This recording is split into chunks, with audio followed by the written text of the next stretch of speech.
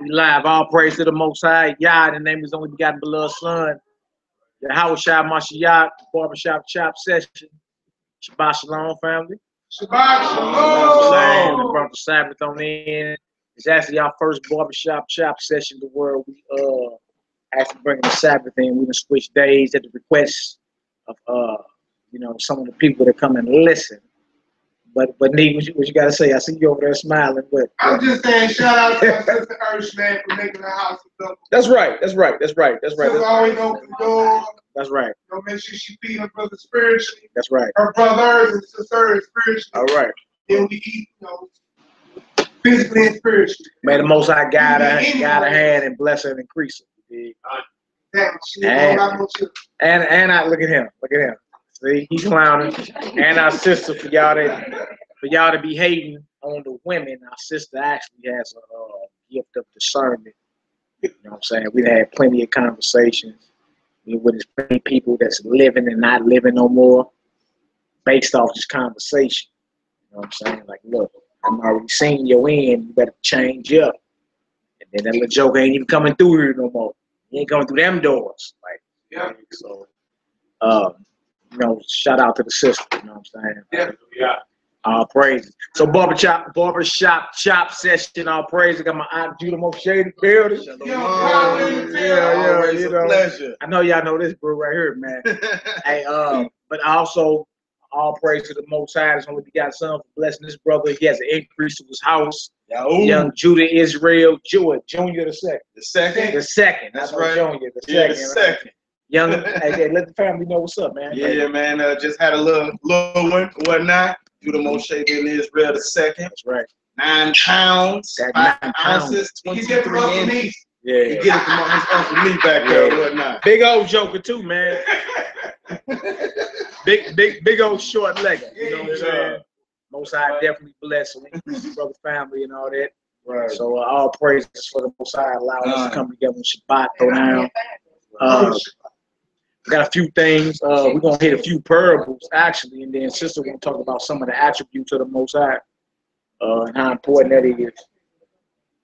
We probably can get some personal testimonies as well. Well, we can start. We got Miss Back Whipper back there. Back Whipper, sister whipping on the sister Esther. She go hard on Facebook. she been willing to the whip, boy. Get obedient. Yeah, she been going hard though. You know what I'm saying? But that's what's up. Because whenever it comes from the men, it looks like, you know what I'm saying, we being chauvinistic or whatever. But when it comes from the sisters, then it be like it may actually make the sisters pump their brakes and listen, even if they get mad with their mouth turned up. Like the sister, like, look, we need to get ourselves together. Yeah, you know what I'm saying? Yeah. I heard her say that in class before she came down there. Like, look, the Most High gonna hold them accountable. Like, what about us? You feel me? Sisters in there like, boo-boo face a little taste, but it's the truth. Like, the conversation with the brothers, when we get around each other, we hold each other accountable. You know what I'm saying? Like, shit, that brother can't call me up and be like, man, we need to rap. You know what I'm saying? And then he talking about a few things, and I give him some corner advice. If I was you, go out. Let's go to the strip club, brother. Nah. I ain't gonna set you on a path to destroy you. You can't. I'm just saying, like, we can't. If we as brothers get together and hold each other to a certain code, and why the sisters can't do the same thing? You know what I'm saying? Like, emotion can't override nothing because it don't hold up. My emotion don't matter to the Most High. The woman emotions don't matter. The children emotions don't matter. It is what it is. Feel me? Actually, do that first. Isaiah 55.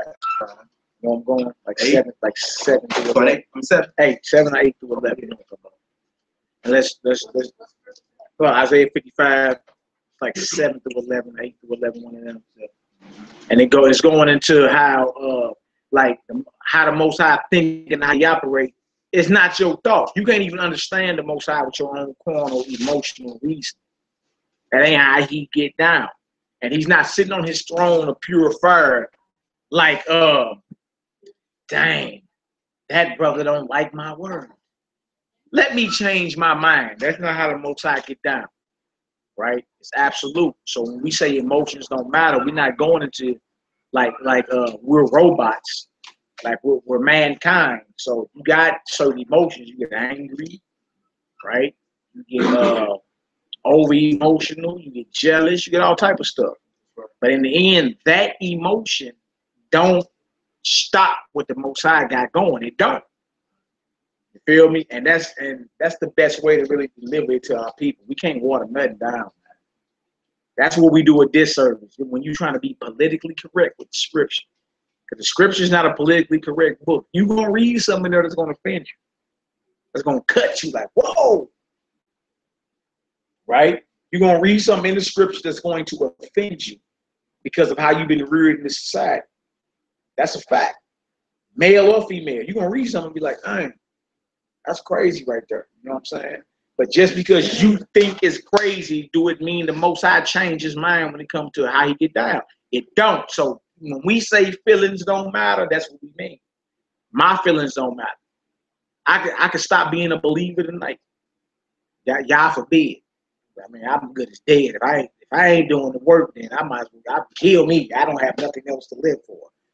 You understand? But I'm saying, like, if I'm using myself as an example, I could stop doing what's real tonight. And one monkey don't stop no show, Nick, bro. The Most High don't need you. We need him. Right? So let's get this Isaiah 55 out. The book of Isaiah, chapter 55, verse 8. Yes, sir. For my thoughts are not your thoughts. What 7? What 7 say? Verse 7. Let the wicked forsake his way. That's where I want to go. Let the wicked forsake his way. His way is what do you call it today? Somebody's way. Right? But what's your way? Your opinion. What you feel ought to be, you know what I'm saying? So he's saying, look, let the wicked forsake his way. Your way, what you think, you're on emotional, jacked up on emotion, you wearing your heart on your sleeve, ain't got nothing to do with what the Most High got, man. Nothing. It don't matter. So let the wicked forsake his way or his opinion, his mind. Come on, Hebrew. And the unrighteous man his thoughts. Yeah. And let him return to the Lord, and he will have mercy upon him and to our God. See, so he say, look, if you forsake that and your own little thoughts, your own little feelings or whatever, return to the Most High. What they let you know, if you jacked up, if you making decisions based off your own opinion and your own thoughts, that's not the spirit of the Most High. You gotta forsake that and then return to him. You see what I'm saying? You return to him as what? His commandments and laws here on your mind and your heart. You're not thinking about nothing based off your own Western mindset. That's one of the main things that killed us as a people. Feel me? We got old folks. The cancer to your spirituality. Go ahead. You say what? That's the cancer to your spirituality. By forgetting who you are, forgetting the power that you belong to, forgetting who you are as a nation of people. Yeah. You have adopted your Eurocentric counterpart. You adopted your oppressor, which is against God's command anyway. Yeah. He says, envy not thy oppressor. Yeah. Right. Choose none of his ways. That's right. That's right. So by you assimilating or integrating into this burning building, you already condemned yourself to burn. You put healthy cells who you already was, and then you put these cancerous cells in your body. The thoughts. As a man thinketh, so shall he be. That's right. Now your vision of beauty is their vision of beauty. You want thinner nose, straighter hair, lighter eyes, fish lips, lighter color. You see what I'm saying? You want Botox. Yeah. You know what I'm saying? Yeah. So then you became just, you want these holidays, and then somebody can try to get you back to the person and the culture who you belong to. They your enemy. That's why people say, damn, I become your enemy because I told you the truth. That's right. Right. That's right. But so long as I leave you ignorant, we cool. Yeah. It's cancer, man. It's death to your spirit, your body, and your soul. So the proverbial phrase, God knows my heart. that key, like, man, look, that's one of the main things that kill us, because we to this day we feel that the Most High is deciding, like he's dictating history and time and everything that we living out based off Malachi's feelings in St. Louis. Like, that's so vain. That's crazy. That's crazy. You know what I'm saying? Like, I let that go as soon as I got in the truth. Like, I'm not caring about what nobody else got to say. I'm not living my life dictated off what nobody else thinks. If the Most High saying, look, your thoughts ain't my thoughts, how about I try my best to conform my life based off order my steps in your word? That's an old gospel song. Order my steps I remember that. in your word, dear Lord. Lead me, guide me every day. Yeah.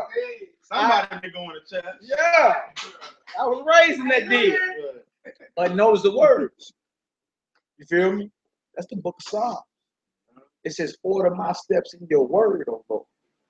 So if my steps are supposed to be ordered and dictated based off the words of the Heavenly Father, not nobody's opinion and what somebody thinks. That's crazy. Come on, Ak, what else you say? It says, yeah, for he will abundantly pardon. But my thoughts are not your thoughts. That's right.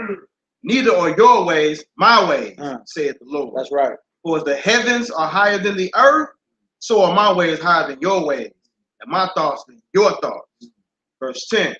For as the rain cometh down, and the snow from heaven, and returneth not thither, but watereth the earth, and maketh it bring forth and bud, that it may give seed to the sower, and bread to the eater, so shall my word be that goeth forth out of my mouth. It shall not return unto me void. So what the Most High speak don't come back void. He don't write rubber checks. You know what I'm saying? What he say don't bounce. Right. If he shoot it hit. That's how he get down. You know what I'm saying? So he's saying, look, if your thoughts ain't my thoughts, you can't even begin to like understand the Most High. In our own small little corner P minds, you can't even begin to understand the Most High in your own opinion and wrapped in emotion. You can't. Even more so with 398 years of baggage. Yeah. Even in that land, we understood his judgment was at least more sad. So if we would have saw like the homosexual thing, we would have saw that homosexual thing back in the land, somebody got killed for it. We actually didn't move the way we were moving there about. That's right. Like we was cool with it. Yeah. We understood why that happened. That's right. You see what I'm saying? Today, be like, not my God, not my sweet Jesus. Yeah. Loves everything. But you know what's crazy too? Like listen to that verse, long before America was even established, long before this so-called scientific system was even set up, you just heard the whole concept of precipitation and condensation. I'm just here to distribute. I'm just like, come out of waterfall, turns back to the heavens. That's right. You break down science just with simple words. Yeah. Long before America was even established. That's right. That's right. Long before they wrote in the book. Oh, condensation, precipitation. Read the script, it was down. It was already That's right. It was already there. The Lord been dropping. Look, and he compared it to his thoughts being higher than yours. You feel me? Because the heavens is above the earth. So we get down, and then that's how beautiful the Most High is. He give you something you see every day. Like you can observe that and test it and say, okay, that's a scientific fact. You know what I'm saying? You can see it, observe it, measure it, test it, put a cup of water outside during the summertime. Measure how high it is. Come back and measure that deal in the evening. You feel me? Same amount of water ain't in there no more. Where did it go? It did what? It evaporated, or what they call. Yeah. Yeah. That's where we at. Our Proverbs what? Still in the 11. Are you going to drop that? Oh, yeah, you finished at 11. Okay. So shall my word be that goeth forth out of my mouth. Yeah. It shall not return unto me void, but it shall accomplish that which I please, and it shall prosper in the thing whereto I sent it. No doubt, no doubt. So again, just emotional wise, whenever we say that we're not promoting that we're robots, like you ain't got no type of feeling. Everybody has some type of emotion or feeling, but it's time for us, especially in these last days, hold that in check. It ain't got nothing to do with nothing. You getting mad with your lip poked out about what the Most High has in His Word ain't gonna stop nothing. Mumble mouthing. Like what he say in that Romans. What if some don't believe? Shall their unbelief make the faith of God without nothing? God forbid.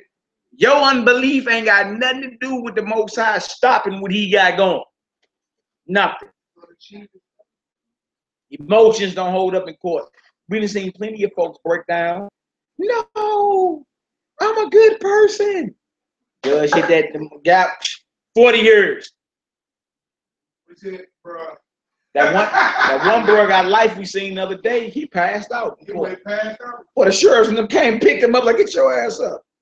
What you mean you passing out? Stand up and hear the rest of your sentence. Like it didn't matter. You know what I'm saying? He got emotional, passed out, started crying. No. And so what that show you, even on this level, emotions don't hold up in court when it comes to judgment. So how much more dealing with the Most High? Really? We've been destroyed thinking that. You know what I'm saying? Like, trip off one of our foremothers not that long ago, Harriet Tubman. She couldn't afford to get emotional with Nick Rose. You feel me? She didn't escape, and she made so many trips back down south. She put herself back in danger to get you free.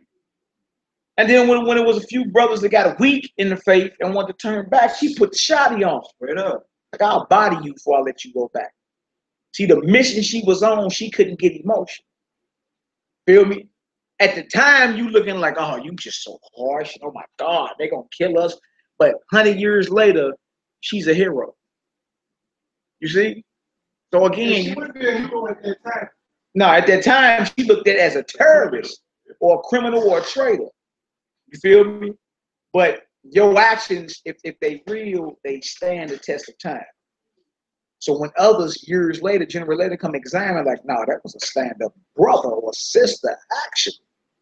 You see how she put her neck on the line to make sure you was good? No. Right. At the time, you were scared off. No, see, Master Charlie gonna kill us. So she like, I will blow your head off if you even think about turning back around. So that's a sister, like not even 100 years from us. Maybe a little bit over 100 years. You understand, when she died or whatever. But that's a sister barely over 100 years that showed you she couldn't afford, the mission was so serious she couldn't afford to get emotion. They named her Moses. And look, named her Moses. Maybe when that hurt. Everybody was all lollygagging over this eclipse and just saying, not knowing that's the same eclipse that he saw on the same day back in 1821. Right. Right. It was August 21st. It was 1821. August 21st, 1831. 31?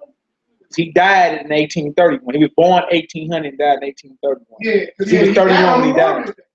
What they would call Memorial Day. Yeah. So, you know what I'm saying? But again, our people had that, when they thought they got that word from God, they went straight to power. Yeah. That's what happened. If you in tune with your God, he said, once I started reading that script, everywhere I seen we was in captivity, I see the Lord said deliverance there. Yeah. Salvation was on the way. Yeah. He saw that eclipse, he took the signs in the heavens because the sun and moon were given for signs and seas. Right. He said he took that the sign, man, he went, he killed his plantation on it, him and 6. It was ended up about 75 years old. 51 bodies. Largest slave boat on this side of the plantation. Yeah, and hey, I toasted up to the Hebrew. Yeah, and why everybody tripping off a solar eclipse? That's the exact day where that brother led the largest slave revolt on American soil. American soil, boy. I toasted it. Yeah, praises. You know what I'm saying? Because you look at ancestors like that today, you be like, they don't want you to know none of that. They'd rather you be, a dime lemon Negro. Sir, yes, sir. My God, Or there's somebody that's more of a sit down, go along to get along. Somebody. The sheriff dude.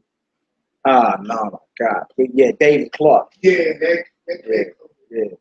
They rather you be in that spirit than in the spirit of like some type of liberation or like. They need the spirit of rebellion, the spirit of righteousness. Yeah. You know what I'm saying? What did Moses do? Is a man who takes a man. You know what I'm saying?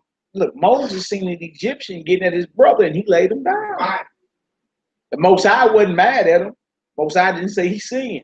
But Moses had to go on a run. He was a fugitive for like 40 years. He had to get up out there. You know what I'm saying?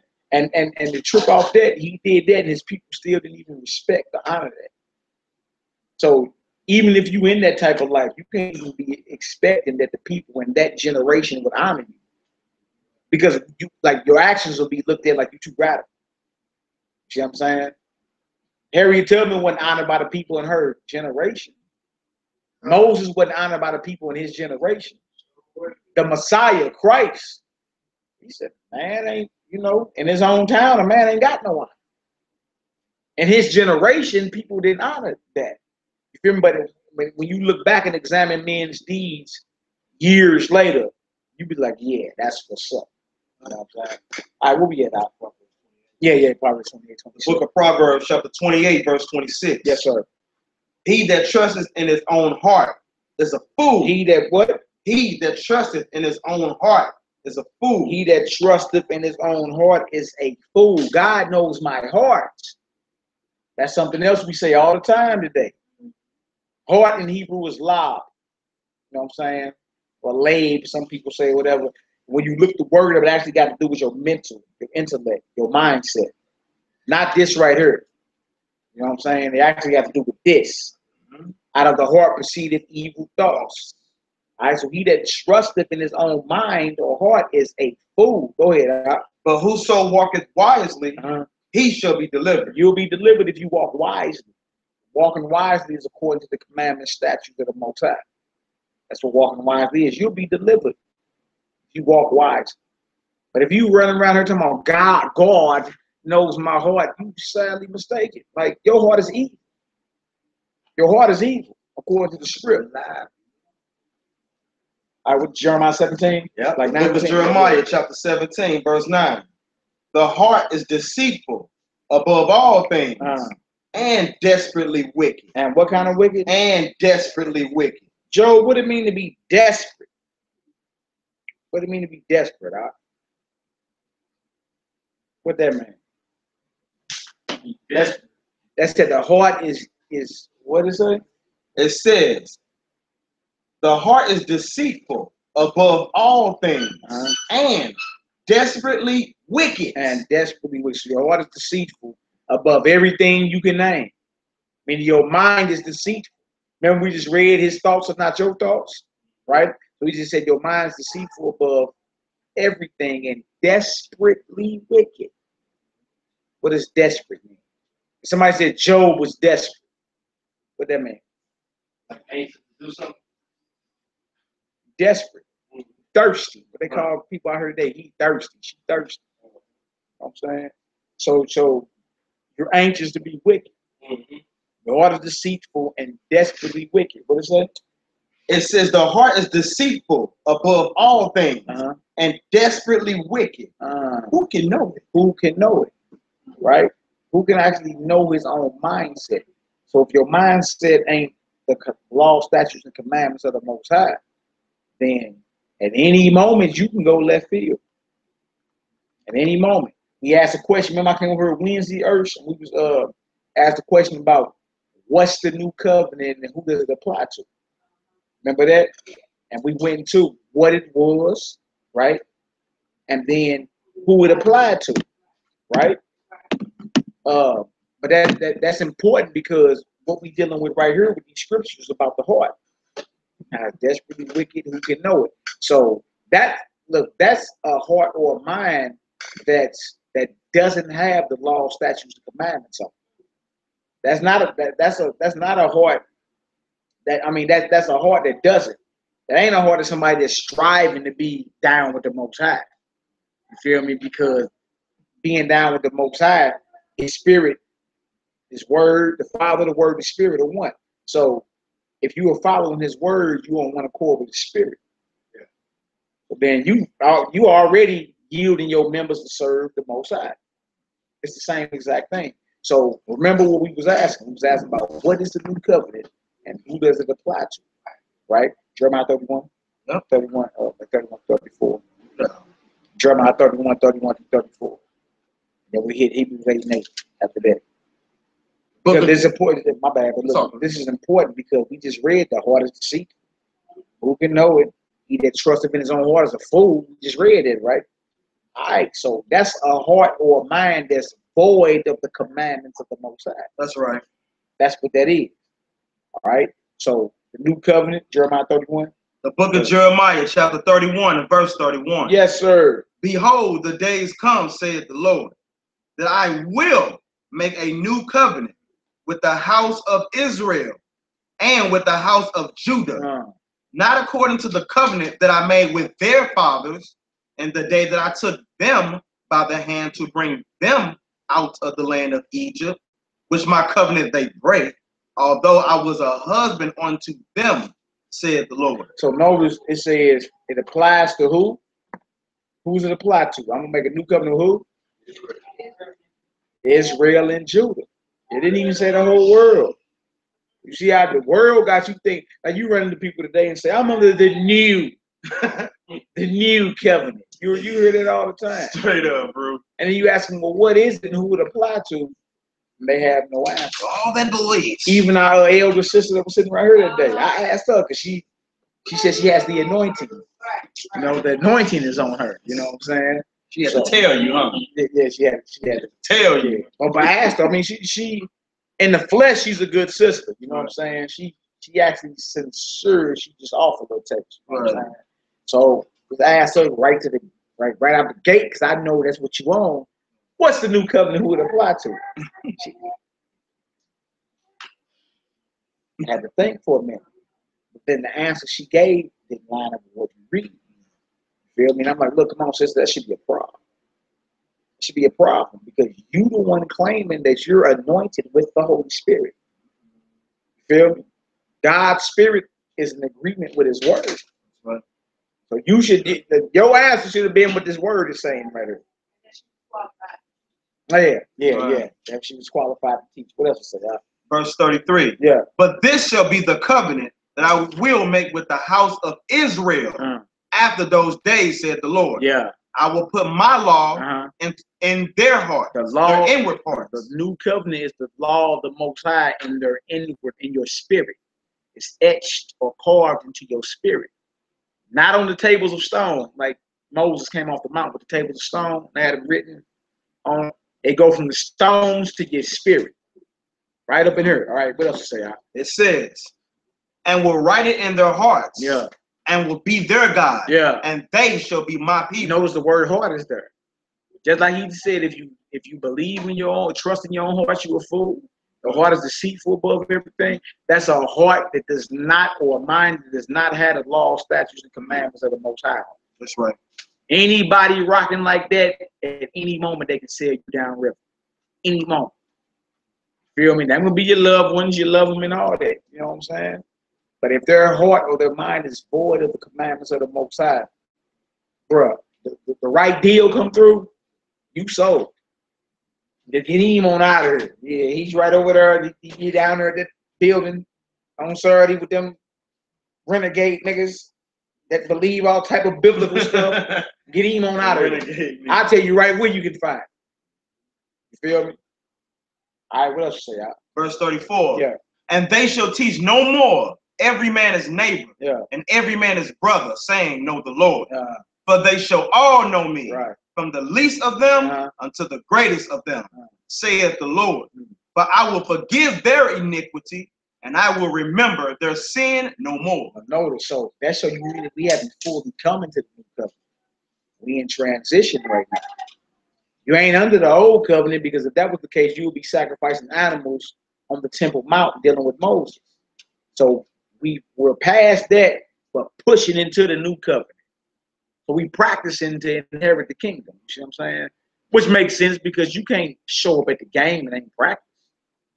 How you show up for the kingdom and you don't know what's going on? Like, what they doing over there? What is they doing? Like, you ain't been practicing. That's what we do now. We just rehearsing the righteous acts of the Most High. Feel me? So when you say you can't trust in your heart, that's a heart that's void of the commandments of the Most High. Anybody in here should be able to rattle off the 10 Commandments if asked. That's right. You know what I'm saying? You know, anybody should be able to do that. Like, you know your favorite songs and all that. You still know how to ride a bike. We rode a bike in 20 years. You know what I'm saying? Some of us went swimming in 15, 20 years. You should know how to swim. All of it. You know know what I'm saying? So if these things, and the point being, had it been repetitious, you've been in church your whole life, had it been repetitious, repeated, you should still know it. That's right. You should still know it. All right. Second witness to it, Hebrews 8. That's what it said. Yeah, yes, sir. The book of Hebrews, chapter 8, verse 7. For if that first covenant had been faultless, there shall no place have been sought for the second. For finding fault with them, he said, behold, the days come, said the Lord, when I will make a new covenant with the house of Israel and with the house of Judah, not according to the covenant that I made with their fathers in the day when I took them by the hand to lead them out of the land of Egypt, because they continue not in my covenant, and I regarded them not, saith the Lord. Notice when we didn't continue in this covenant, the Most High didn't regard us. You look at somebody like that, like they harsh today. Now you break it down to a relationship situation. You feel me? Most High, the husband, the nation of Israel, the wife, right? The wife, like, I ain't listening to what you got going on. It say right there, the husband said, I ain't even regard you for that. You feel me? Like, you ain't doing what you ain't being obedient to what it is. You ain't being regarded. Today you look at like, oh my God, he's chauvinistic. He's so evil. You see what I'm saying? It show you how backwards we are as a people. Right. Because your God, like, look, hey, look, I love you. I got you, but you better do what I command you to do. So we have that what's called unconditional love. No, love is conditional. Unconditional. That's right. That's what we think today, like it's unconditional, no matter what. In other words, unconditional means there's no boundaries. Right. You just do whatever you want. Right. And you have to just, forgive me. I love you anyway. Right? But that ain't how the Most High get done. Actually, when you go to the book of Hosea, he said, look, I'm going to go fall back. Let me pull that too. Until, Hosea 5, 14, 15. I'm going to go back. I'm going to go fall back until you acknowledge your wickedness. Let me get that phone first. Okay, babe. He say, Hosea 5, verse 4. We're going to read verse 14, 15. He tell you flat out, in your affliction, you'll be looking for me. When everything goes bad, you're going to be looking.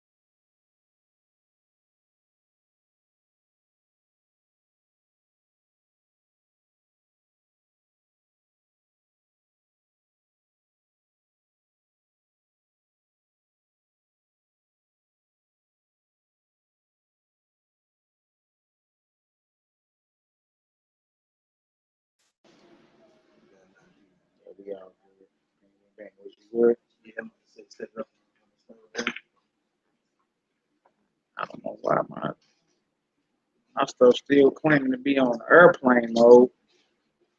I don't know what all that's about. It should be good though. Ding, ding, dang.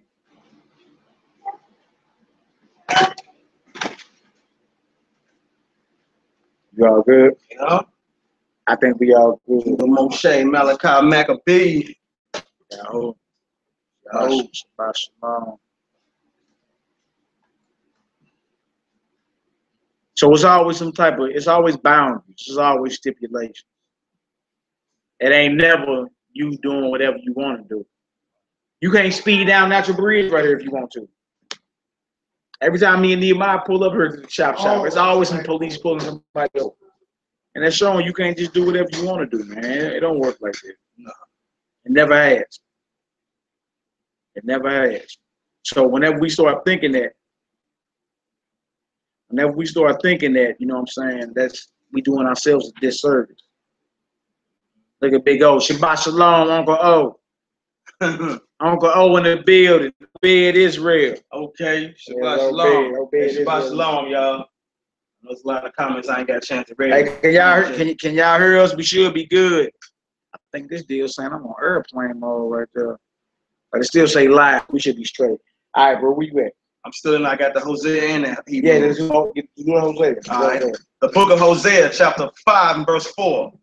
They were not framed from their doings to turn unto their God, but the spirit of whoredoms is in the midst of them. You hear what he said? He said, you won't turn from what you're doing evil to get down with your God.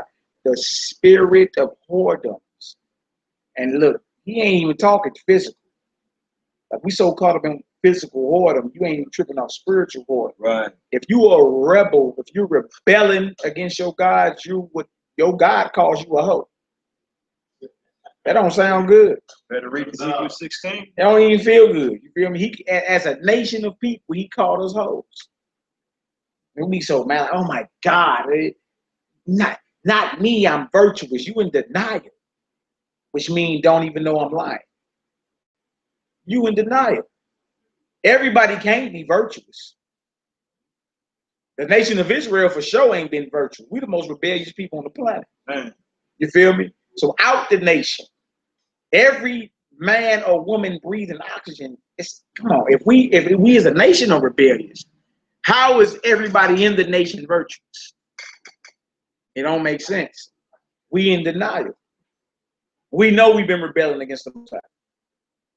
We have. All right, go ahead, bro.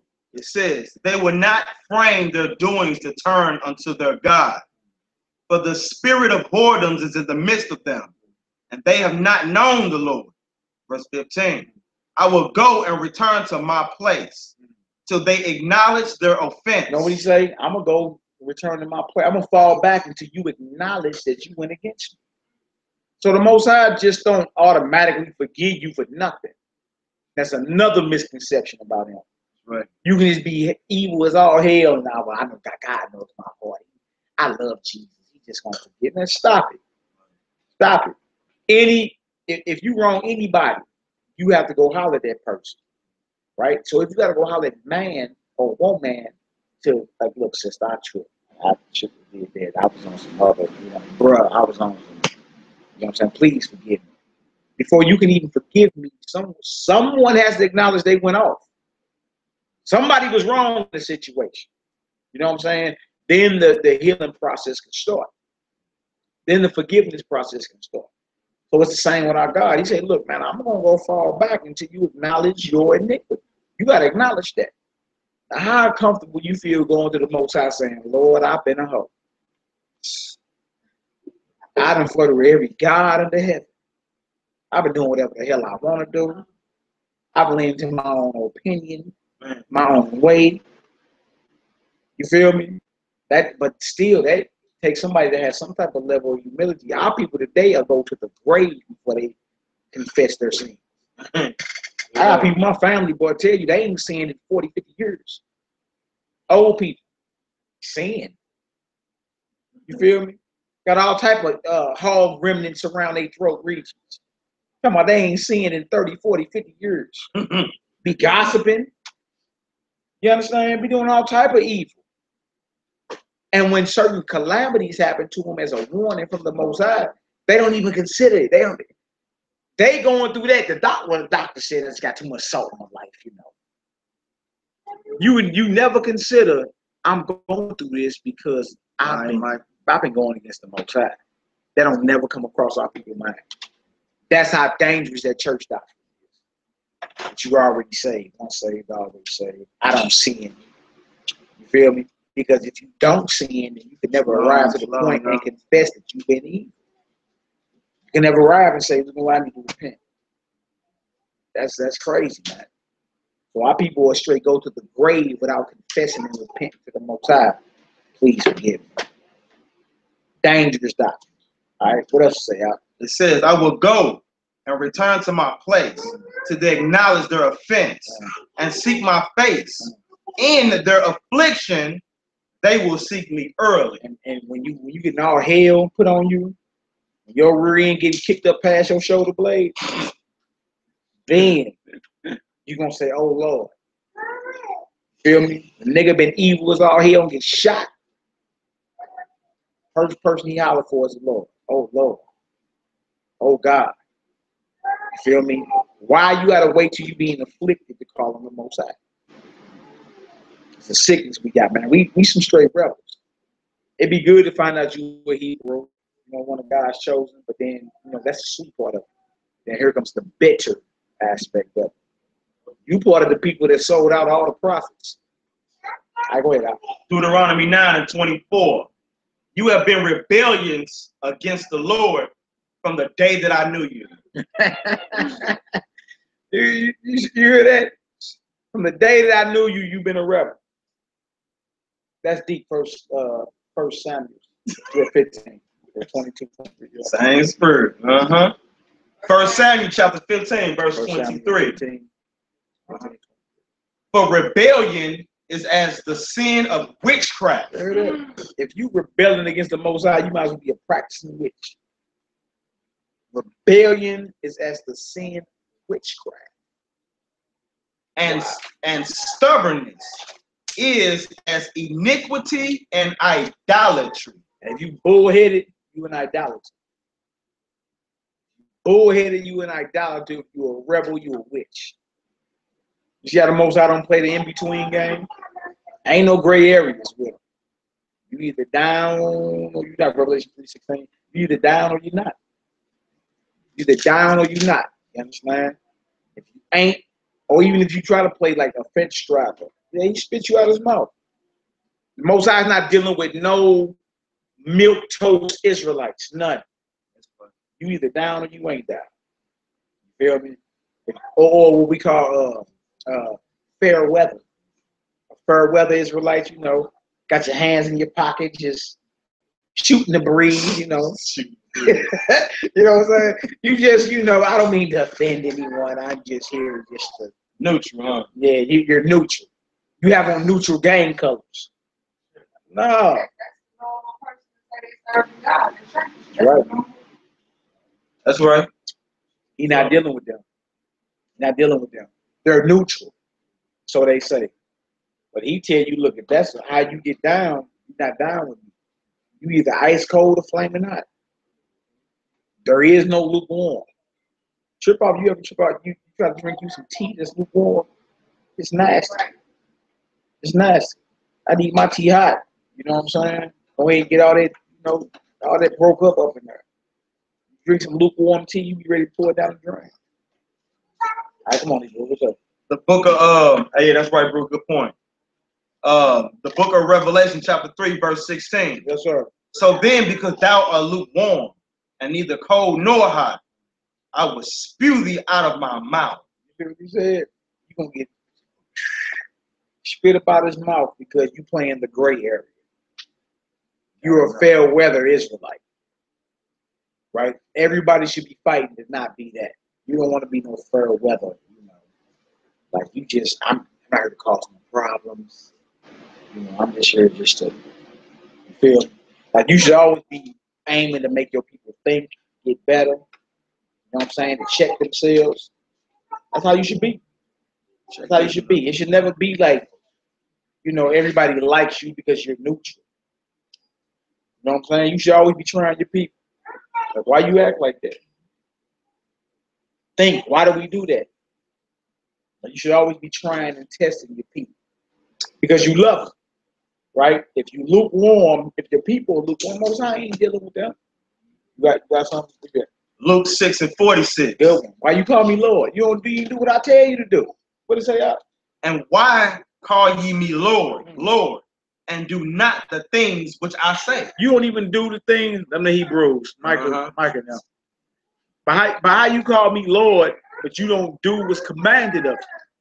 How that make sense? Shalom, Hebrew. Shabbat shalom. Shabbat shalom. Shabbat shalom. Twist that lock. That's what you saw. Twist that lock for me right there. With the print. This brother Micah and this brother Push right there. Hey, this our sister right here that own the shop. She's yeah. This Malay back here. Malay, hold your hand up. With that hammerhead joker right there. Who don't want to be on the line. Yeah. That's what it do. That's right. Read that Luke 6:46 one more time. Got you, bro. Got you. We in Luke 6:46. The book of Luke, chapter 6 and verse 46. Wow. And why call ye me Lord, Lord, and do not the things which I say? So that's the point. Like, how you call the Most High Lord, but you don't do what's commanded. It don't make sense. None of it makes sense. You know what I'm saying? Many people claim that I love the Lord. I just love. That's lip service. We even love their husband. Call him Lord. Lip service, Don't do what he said. but ain't keeping commands and orders. You understand? Nah, you talking about being retarded. Like, come on now.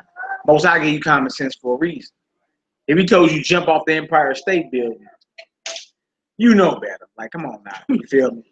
Because certain questions come out like that. Yeah, like, what if he told me? Yeah, what if he told me to commit suicide? You feel me? Right. I'm just saying, like, I'm talking about, like, even that. Like, your husband got 2 wives. Yeah. He sit there and tell you transgress law. He sit there and say, they with their women, you with. Well, that's like That's violation. So again, so it's not a God, it's not exactly. Right. Or a brother brought me a situation last week to where a sister was in like danger of her losing her life. You understand? Danger of losing her life, and in her mind, she like, but can I leave? Like, I'm just talking about, like, that lets you know how deeply scarred we are as a people. The Most High ain't gave you common sense for nothing, man. If you getting a wig beat off your head and your life is in danger, you know what time it is. On the road. It's time to get up out of there. Right. Scripture tell you the Most High called us into peace. You feel me? But tells a man not to hurt his woman, it's like he wouldn't hurt his own wife. exactly, and there's many other scriptures behind it. You know what I'm saying? Your life for her. Yeah. This life for the church. Exactly. So you putting somebody's life in danger. They're gonna Yak right there. Open that. That's Yak there. Open that door right there. Yeah. That's, you gotta unlock the door. Hey, bro, here, man. That Hebrew said his work, bro. Boy, you done worked a 14-hour shift, brother. Here, hit that. Lock the door right there. Nah, right there. Bust long, bro. Oh, look at this. Yeah, you. Hey, Right, see, bro. See that Hebrew right there, man? Got the compound feeling. Right. Get it in. That boy got his crucifix on, man. You better not have your crucifix on, brother. Yeah. Hey, y'all, it's some yardbird over there. You know what I'm saying? Some yardbird out there.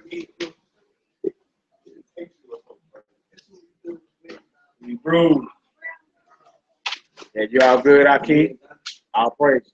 I need Malachi 1:68. So, Malachi 1:68. Be all good. All praise. Good you brothers can slid on through. You know what I'm saying? Malachi 1:68. Then let's get into some of these parables, man. Parables of the Messiah is what we're going into. Parables. You feel me? An earthly story with a heavenly meaning. That's right. So I praise it. And y'all. The parable wouldn't be all or against the will of God. Not at all. Not at all. And for y'all, it's usually way more packed than we be here on Wednesdays. Everybody that was requesting it didn't even show up today. Ain't that crazy? Except for our girl Malay in the back. Malay, want to stay off the camera? Let me turn the camera. Right. Let me turn the camera. Kids up front. Get on camera. What you say, little joker? Yeah, all right. Girl, y'all, he said, I would do my brother on the Shabbat. Praise. All right, so look, we're going to hit this Malachi 1. I believe it's like 6 to 8. Then we're going to get some of these parables of the Messiah. The book of Malachi, chapter 1 and verse 6. A son honoreth his father, and a servant his master. If then I be a father, where is my honor? So he's saying, look, the son honors his father, a servant honors his master. So the Most High saying, I'm a father. Where is my honor? Where is my honor? And I'm your father. See, we got our people today claiming I love the Lord, but there's no honor in him. You understand? Because why? Because they're doing everything under the sun that's against them. That's not honor. Let's read that. It says, a son honoreth his father, and a servant his master. If then I be a father, where is mine honor? And if I be a master, where is my fear? Saith the Lord of hosts unto you. O priests that despise my name, and ye say, wherein have we despised thy name? You offer polluted bread upon mine altar, and ye say, wherein have we polluted thee? So he say, look, you done put polluted bread on my altar. Most I say, I want the best bread. That's right. What you doing putting polluted bread on, spoiled bread with mold on it? You gonna put that on my altar? Go ahead, Doc. And that ye say, the table of the Lord is contemptible. And if you offer a blind for sacrifice, is it not evil? And if you offer the lame and sick, is it not evil? Offer it now unto thy governor. And it says, will he be pleased with thee or accept thy person? Like if you went before somebody that was noble, or somebody like not us, but if you went before somebody like, you know, you was an average cat, you went before the mayor of the city, or the Pope, or the president, you wouldn't offer him nothing that would, you would be trying to impress him, in other words. You wouldn't be offering him something that was like scrap, something you got out the Goodwill. You feel me? So he said, look, if you offer men your best, how you don't offer me your best? You won't get a man. You gonna go if you got a phone call today and said you got to go stand before the president. You gonna go bring him your best. You gonna spend your money and bring him something so he can be what? Impressed. You're not gonna go right down here to the Goodwill, the Dollar Tree, or nowhere.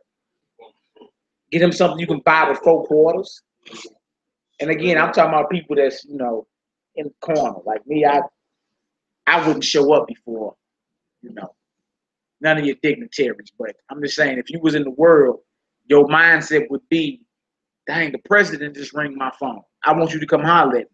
Well, when you come holler at him, you're gonna bring him something that impresses you. Best clothes on. Yeah. No, get your hair done, smelling good, slick bottoms on, earn your church clothes. We earning them deals and everything. Right? So he's saying, like, look, if you do that for men, how you don't get down for me? We ass backwards, man. Where you at? You done with it? Yep. All right, let's go to Luke 12. Let's get into some of these parables. Luke chapter 12. Mina say we talking about her. She on the comment board. Shout out to Mina. Where my little jokers at? Ariel say he's trying to get in too, so he said Shabbat Shalom, everybody. Look at you. Mina say, don't be talking about me when I can't defend myself. Y'all deep tonight, LOL. Luke 12, what? 15. Verse 15. 15. Yeah.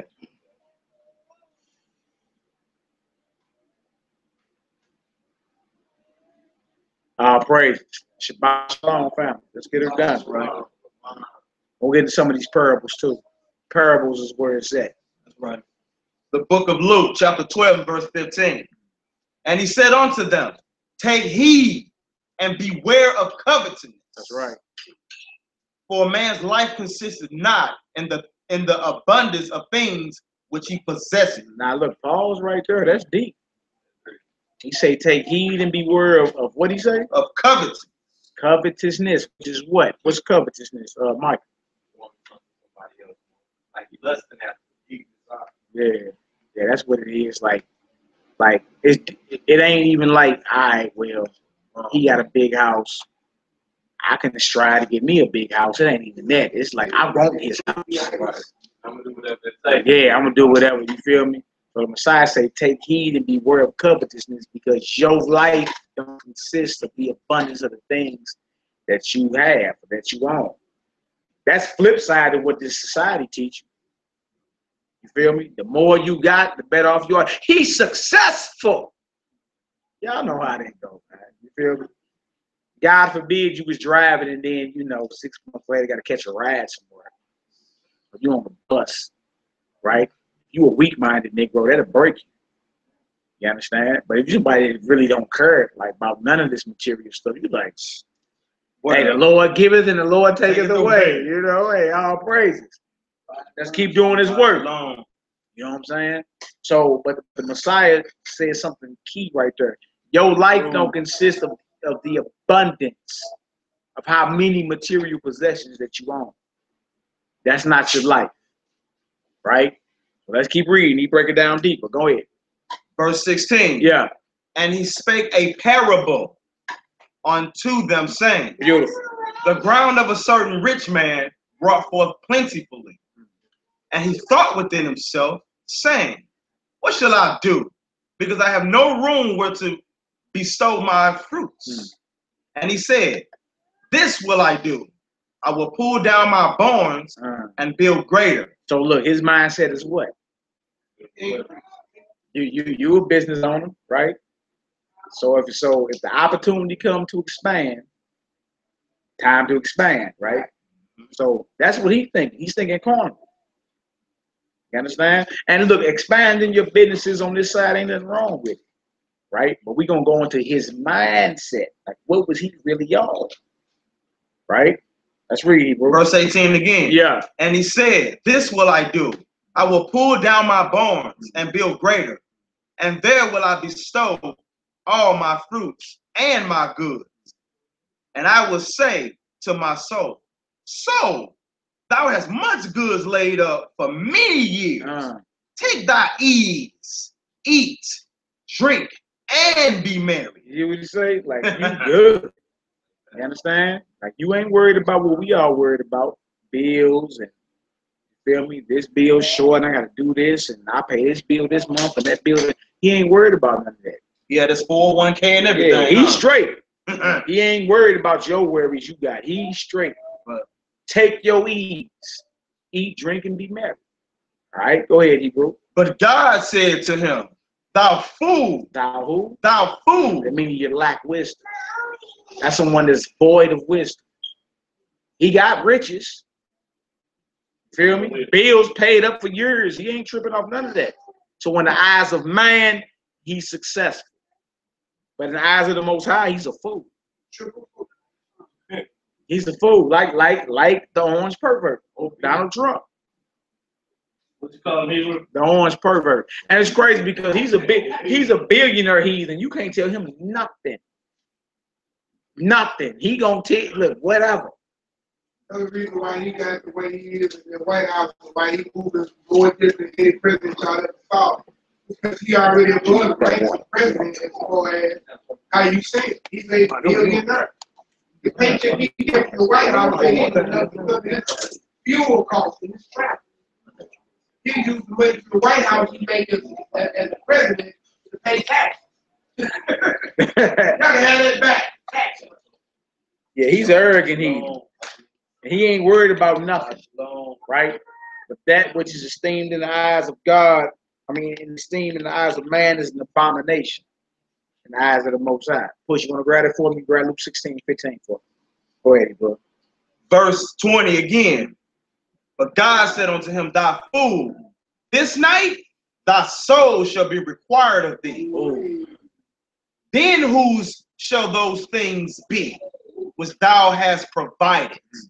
So is he that layeth up treasure for himself, Right. and is not rich toward the Most High. That's the problem. The problem was you was rich towards yourself, and you took no time to get your spirit right with the Most High. And things do, huh? Yeah. Check ain't big enough. That's another life story like this too. Go ahead, I say what? In Matthew 19, about the rich man, he had some good masters. Yeah. What good thing that I might do, or what must I do to have eternal life? That's right. We all had. That's right. He broke down the commandments, thing by thing. Like, I kept all over. He told me, sell all you have and follow me. Basically, the kingdom is right here with you. Remember, he said he kept it from when his youth up. Yeah. So he kept the laws. You know what I'm saying? But listen, he broke that main commandment, though. Number one. That's the way I perceive it. Because he held his riches above no God. No other gods. He couldn't let that go. Riches. You ain't named the one that he Riches. When I'm going my riches, man. He kept all the other ones. He couldn't let the riches go. That was his God. That was his stronghold. He went away sorrowful. Yeah. And then look, when you rich, you can make it real convenient for you. Like when you don't have, it's more of a trial to do what is right, because you constantly tempted to do what's wrong to get you something. I'm talking about when you don't have nothing. You don't have nothing. When you don't have nothing, you're constantly tempted to do something to get something. But when you got something and you boasting about keeping a commandment, it's like, really, how hard is it for you to do that? You understand? Yeah. Like you rich already. You got it to where you got to keep those riches. Yeah. The wickedness they do keep. Yeah, no doubt. Our brother used to say, that's why God don't allow most of us to hit the lottery. As soon as you hit the lottery, you forget all about God. What As long as you in need of the Lord, you'll call on him. As soon as you get when you think you good, you won't call on him. I mean, those that ain't down. And that ain't perfect. You understand? Yeah. Yeah. That's real talk. What else you say, Al? That was it for that? No, you read. Okay, all right. And he said unto his disciples, therefore I say unto you, take no thought for your life. Do what? Take no thought for your life. Now, that's the opposite of what society teaches. You taught to take diligent care for your life. You feel me? You got every day planned out for the next 30 years, don't you? Huh? You good. You took very careful thought for your life. But the Messiah say, don't even take no thought for your life. You understand? That don't mean be careless. He just going into like, look, either you got faith in the Most High or faith in yourself. You understand? What else you say, Al? And he said unto his disciples, therefore I say unto you, take no thought for your life. Yeah. What shall you eat? Neither for the body. What shall you put on? The life is more than meat. Yeah. And the body is more than raiment. That's so beautiful. Your life is more than what you eat. Your life is more than what you putting on. Can I read that again? Yeah, please. Please. Thank you, bro. Okay. Please. With the Most High's permission. That's right. Verse 23 again. The life is more than meat, and the body is more than raiment. Body is more than the clothes you got on. Now, against society again, because you get killed over some Jordans today. Man. Right? When I was coming up in school, the women would pass out a report card on what men dress the best. And then look, all you niggas is getting y'all clothes, your parents buying your clothes when you're done talking. So it ain't like he making his own money going to the store buying his clothes. I'm talking about grade school. I'm talking we in 5th, 6th grade. Right. You feel me? 5th, 6th, 7th, and 8th grade. You niggas ain't out here. Some out here, little side hustling, little nickel bags here and there. But for the most part, these Negroes is not out here. There ain't no drug lord and no 11. Right? So the clothes he got on before they started making everybody wear a uniform to school, the clothes he got on is the clothes his parents bought him. You feel me? But how thrown off was we that the girls are passing a report card around school and say who dressed the best. He, A, B, he. That was her. Mally got a C minus. They got a C minus. Well, we grew up in a time where we look at the back. Yeah. Remember that? See if it was real. Yeah, see if you had a real Tommy Hill Shake thing the on. tongue of your shoe. Yeah. You get drove. But you see, so that's breeding you for later on in society to where you be so materialistic. And what's none of that mean? I mean, real talk. It's real. But then you grow up to hear Tommy Hilfiger don't even like you. Right. Don't even like you niggas. Like, what I just make my clothes for black folk. What else to say? Verse 24. Yeah. Consider the ravens, but they neither sow nor reap, which neither have storehouse nor barn. Yeah. and God feedeth them. He says, so look at the birds, right? They ain't got refrigerators. You got refrigerators. They don't got cupboards. You got cupboards. They don't even work as hard as you work for your food, and the Most High still feed them. Go ahead. How much more are you better than the fowls? You way more valuable than fowls and birds. And they ain't even stressing how you stressing. Yet they eat every day and got a spot to sleep in and take care of their family every day and every night. But you worry. All right, what else you say? Verse 25. Yeah. And which of you, with taking thought, can add to his stature 1 cubit? Yeah, you can worry until you die, right? I'm 5'7" and 3/4. I can worry as much as I want. I never see 5'8". I got my Timbos on, boots on or something. Maybe 5'8" or something. I definitely ain't seen 6 foot or 5'10". He said, well, so you can worry all you want, take as much thought as you want. You gonna add to your statue 1 cubit, 1 inch. Come on, Hebrew. Verse 26. Yeah. And it says, if you then be not able to do that thing which is least, why take ye thought for the rest? Like this is least. You can't even make yourself grow. Why are you worrying about everything else? What else to say? Consider the lilies, how they grow. Nah, he said you was looking at the birds first, right? Look at the flowers.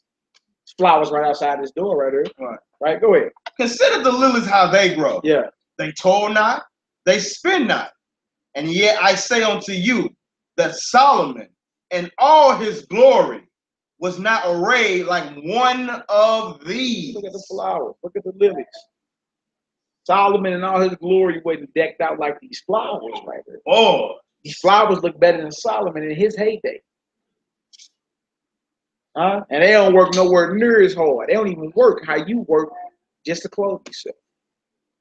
What else to say, If then God so clothed the grass, which is today in the field, and tomorrow is cast into the oven, how much more will he clothe you? How much more will he clothe you what? Oh, ye a little faith? See, so you worrying about the wrong things. If you got little faith, that means you worrying and you doubt. He said if you clothe grass, the more that grass will be burnt up. That grass will be in the oven tomorrow. Right? But the Most High took time to make sure today it was dressed properly. That's right. So if he did that for grass, for flowers, how much more will he clothe you?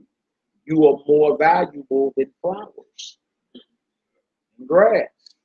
We worry about the wrong thing. Like, dang, I wore them jeans on Tuesday. It's Thursday. It's Thursday. All right, so what? I wore that shirt last Sabbath. I ain't got no clean shirt. It's gonna get wore again. It is what it is. All right, come on, Hebrew. Verse 29. Yeah. And seek not ye what ye shall eat, or what ye shall drink, neither be ye doubtful mind. For all these things do the nations of the world seek after, and your Father knoweth that ye have need of these things. He said the Gentiles trip off all that, man. Y'all not Gentiles, are y'all? We not Gentiles? They said let the Gentiles worry about Gentile business. Right? That's what they do. They worry about what they gonna eat. They worry about what they gonna put on, what's happening for tomorrow. You know what I'm saying? Labor Day. Labor Day, all that madness you did. What else say? But rather seek ye the kingdom of God, and all these things shall be added unto you. Seek the kingdom of the Most High, and everything shall be added to you. That's beautiful. All right, drop it. We're going to knock each other down.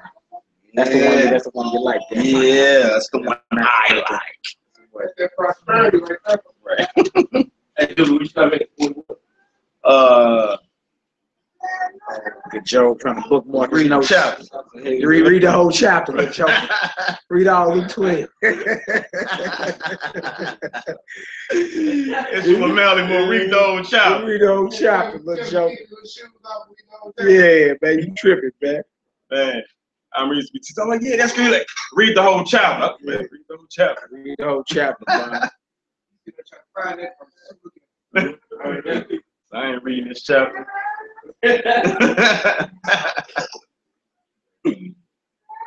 man. Go to Matthew 13. It's a beautiful parable. Yeah. Let's get her done. I love breaking this one up. Matthew 13. And it's like it's plenty of brothers. This is a beautiful parable because there's plenty of brothers in this late hour. 13. That's Matthew 13. It's falling off. Yeah. You know what I'm saying? Running out of gas, falling off.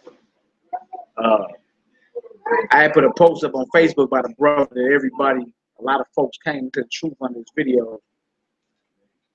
Cat named Barbershop or something like that. Yeah.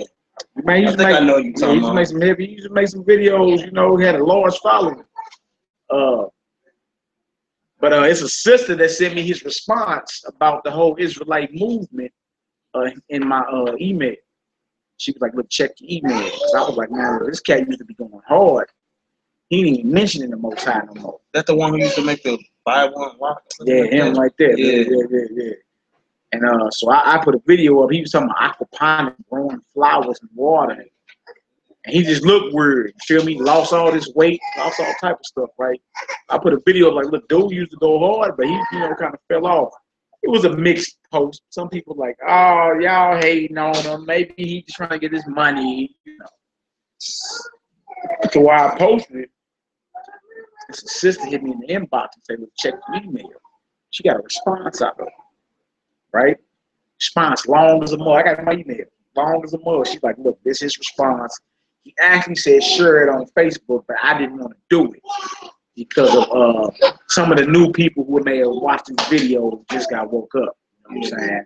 But see, I want to share it with you. I ain't share it with nobody else. Man, dude straight that turned his back on the Most High. Yeah. He on her like, look, I let the whole. Yeah, like don't birth. I'm like, look, we done researched the matter already. You know what I'm saying? Like, dude turned his back on the God of Israel. You dig? Man, he's singing Christmas carols and all type of stuff. Look, what? Yeah, he Christmas carols. Look, this dude actually, man, look, like Johnny said, this dude did some great work.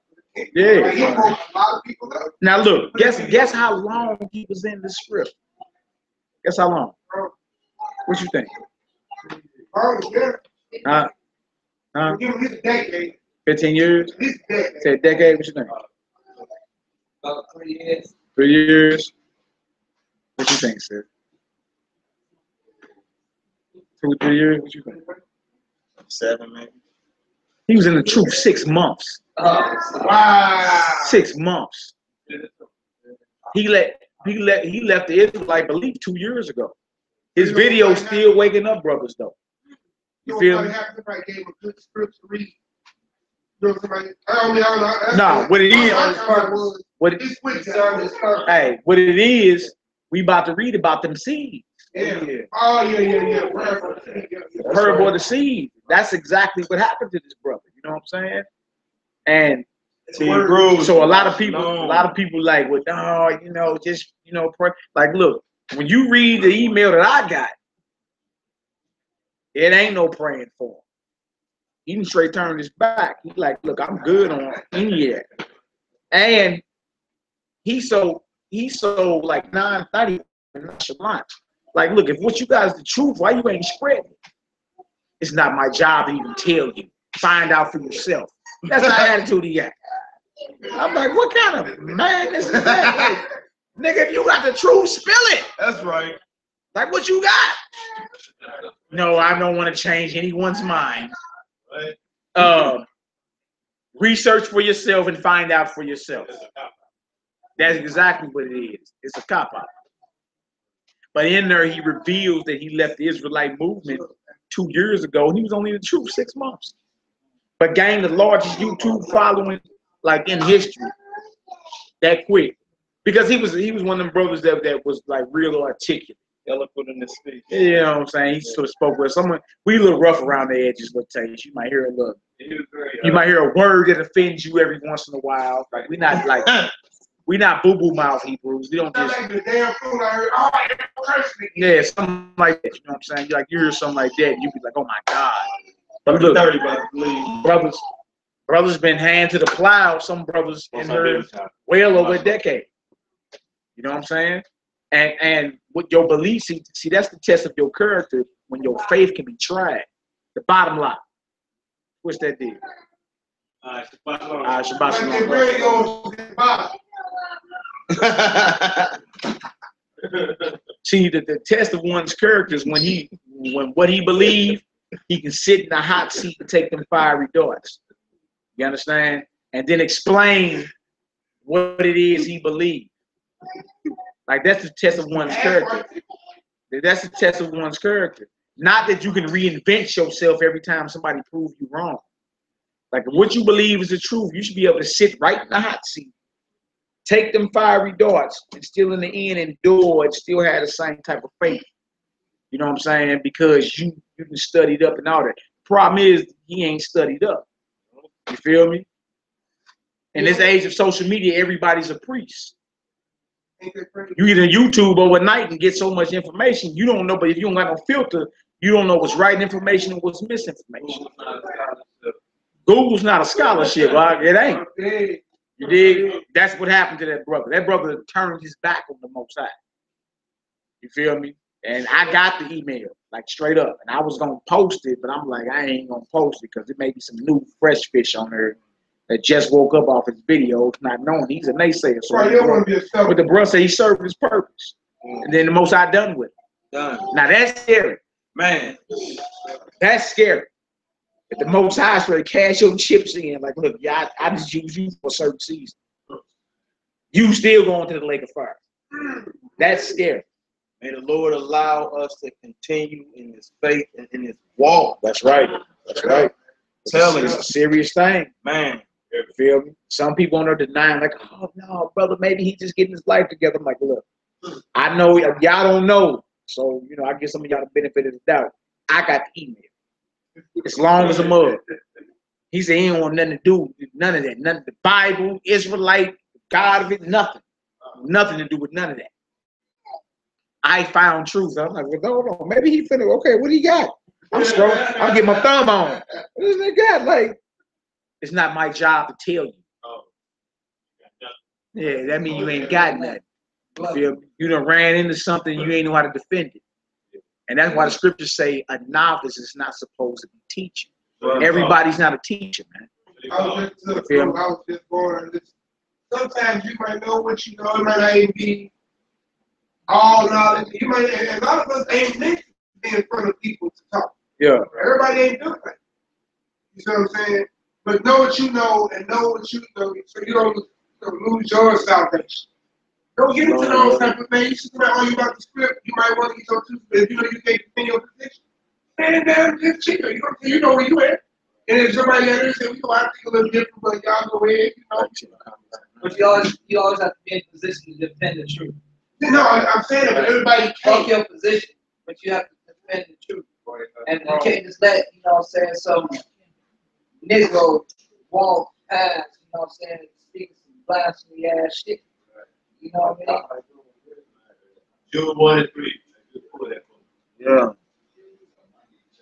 Verse 21 chapter. It is what it is, man. I mean, it's a balance. It's father evil. You know what I'm saying? So, I mean, it's a balance. I mean, somebody just being straight foolish, man. Like, what's my whole thing is what we gain? Like, we trying to gain something. Yeah, like every battle. When we in a battle and there's actual active listeners and souls on the line, yeah, you got to jump in. You know what I'm saying? But if it's just niggas that's in the barbershop, getting into our cut, fuck that Bible. Man, God ain't being shit. Man, where God at right now? Right, God ain't coming for your ass.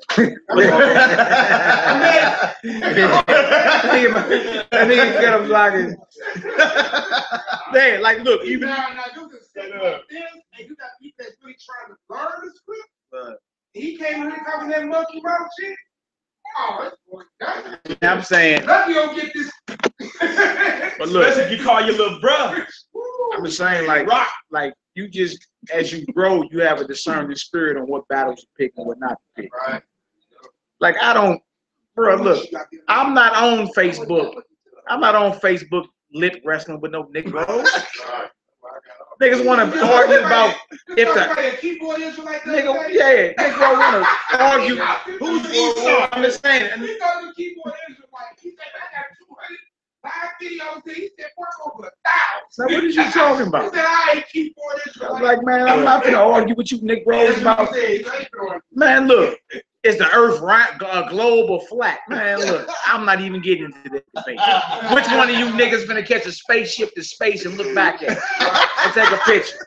Nobody. So I'm not engaging in that like that. You feel me? It's not even salvation.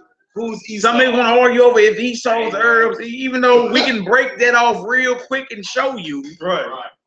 Hey, have at it. If you want to believe Esau's the Saudi Arabian's brother, have at it. It makes me no difference either way. Like you're arguing over who's going down. They all going down. Hell, like shit, they all going down. Arabs going down. The white man going down. All of them going down. Yeah. All Gentiles don't serve Israel. That's what I'm saying. So what are you arguing over? You feel me? So it's just certain things when I get on Facebook. You just be like, man, look, I'm not even finna. I'm gonna scroll right past that. I'm gonna do this. I'm gonna do this right here. They try to tag you in the comments. I'm not doing that. I'm cool. I don't have time. Stop doing that. Yeah. For real. And look, and then you bump to the brothers and on there, and they got, I'm talking about a whole book response. Man, I think it's response this long. I'm like, bro, I'm nowhere near finna read all that. I'm not finna read all that. I'm not. Straight up. Yeah, Man, I'ma just scribble, bro. Like straight up. It's just sometimes you just be like, man, look, stop tagging me in this nonsense, bro. I'm not about to argue, not argue. I'm not gonna argue with you. Somebody said nobody had a Bible. yeah. I'm not even gonna do So soon as Christ pulled out the scrolls of Isaiah, he made that up. Bible though. Yeah. It went. I'm just saying that. But you got somebody that's trying to be politically correct. So I'm not arguing with that. You feel me? It wasn't called the Bible, but you're right. I'm gonna have that. But Who wrote the Bible? I can't speak for all y'all. I know for a fact me and Natalie had to talk about it. And y'all have heard it before. If you can't prove Christ without the Old Testament, your Christ ain't assaulted. Boom. Straight up. You should be able to debate the scriptures straight. Look, you a non-Messianic should have no war. Man. Oh, I don't let them off the map. Man. I'm currently in a blitzkrieg against them right now. That's what it is. You get what I'm saying? Done. And the only thing in the New Testament is it's a witness. That's it. So you got the law of testimony, you got the witness. That's right. Shaul say he was banging it from morning to evening, Acts 28. And look, they went in to read it out of the Torah tonight. They wasn't opening up back into Revelation. No. So they was Torah only as well. Torah only Messianic Israelites. Torah only Messianic Israelites. Sect of the Nazarenes. Sect of good why they was living. Exactly. It's just a testimony. But look, to be honest with you, there's many more testimonies after that could be written in Acts. You know what I'm saying? Others Israel went through that could be profitable for us learning on this third journey while we're here. Like today you call it enough. Yeah. You know, certain books you read, certain things that's being written that's actually dealing with us as a nation from a national point of view, an Israelite national point of view. Some I would say that could be profitable scripture. You know, hey, like true about this, like we living in the days of the mark of the beast, right? Prophesied 2,000 years ago. So the fact that some of us decided to write it down, like we do in some of our songs and our raps, like I'm never take the mark of the beast. You know what I'm saying? Like you're writing about prophecy that's fulfilling in your lifetime. You know what I'm saying? Does that make what you writing invalid? Of course not. And look, that make a little more sense than your sons and daughters should prophecy. Yeah. I mean, just tripping off of that.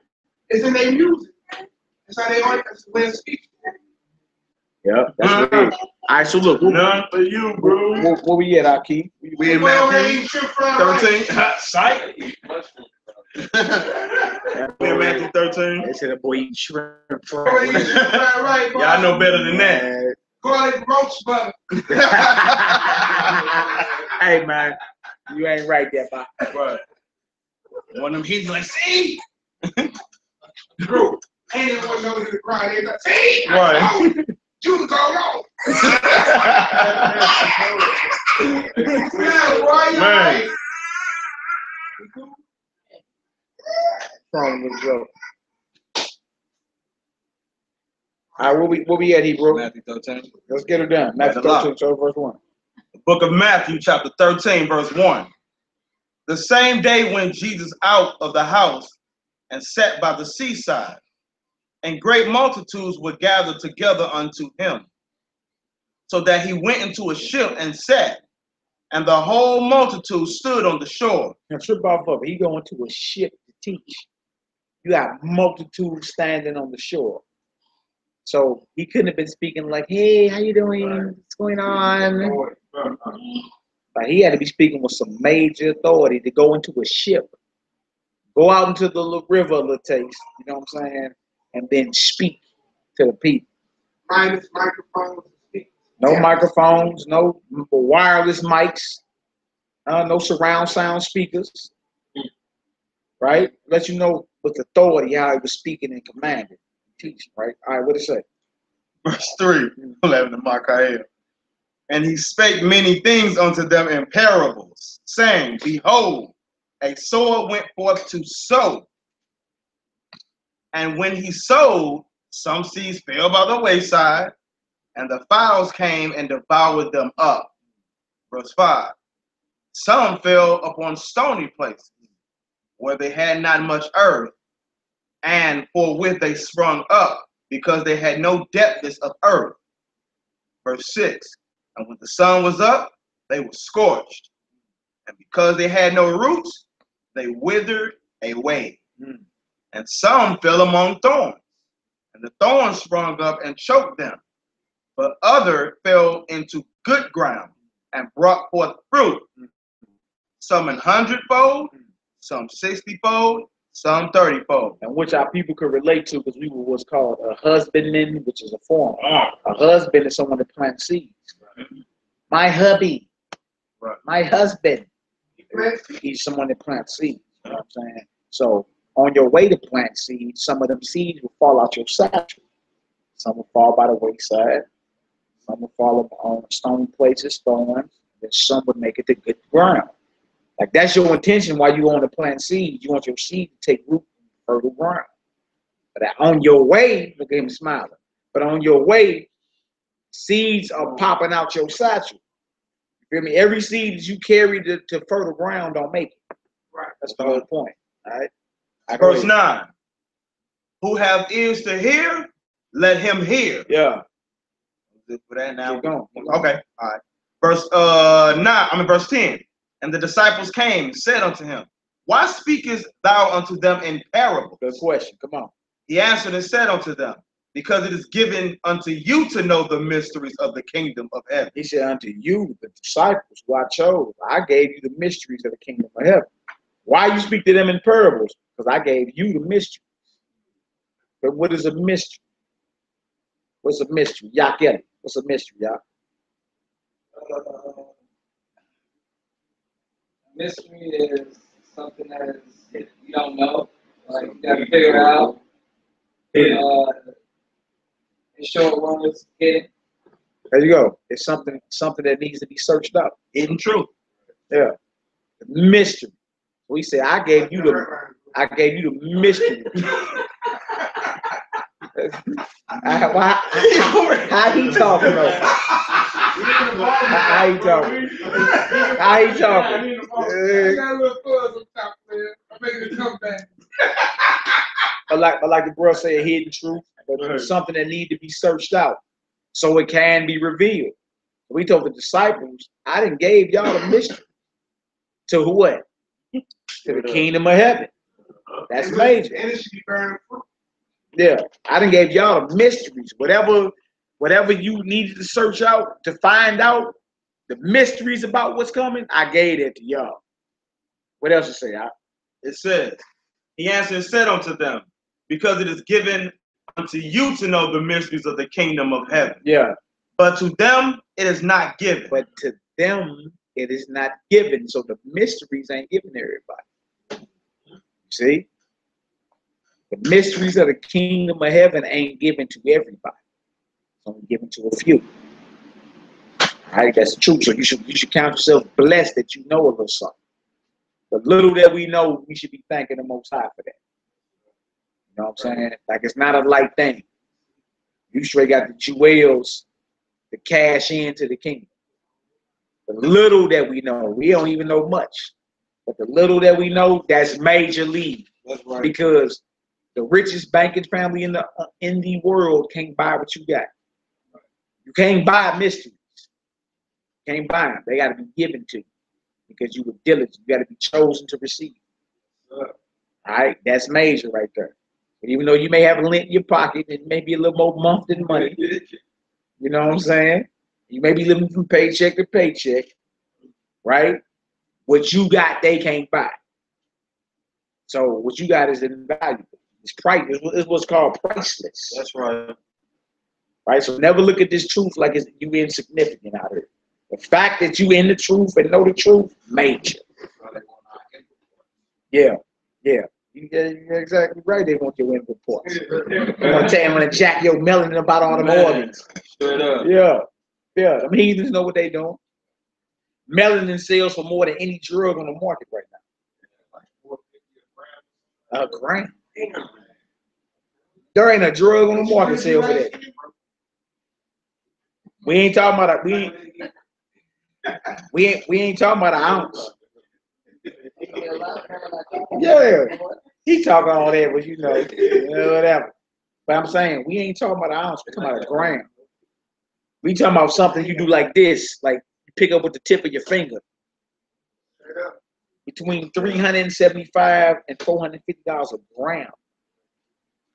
You ain't got a drug on the market sale for that. So you're walking God, like you're walking gold, actually. Black gold. All right, what else to say? Verse 12. Yeah. For whosoever have to him shall be given, and he shall have more abundance. But whosoever have not, from him shall be taken away, even that he has. So when that day, if you ain't got what the Most High, like Most High gonna say, run them pockets when he see you. What you got for me? Run them pockets. What you got for me?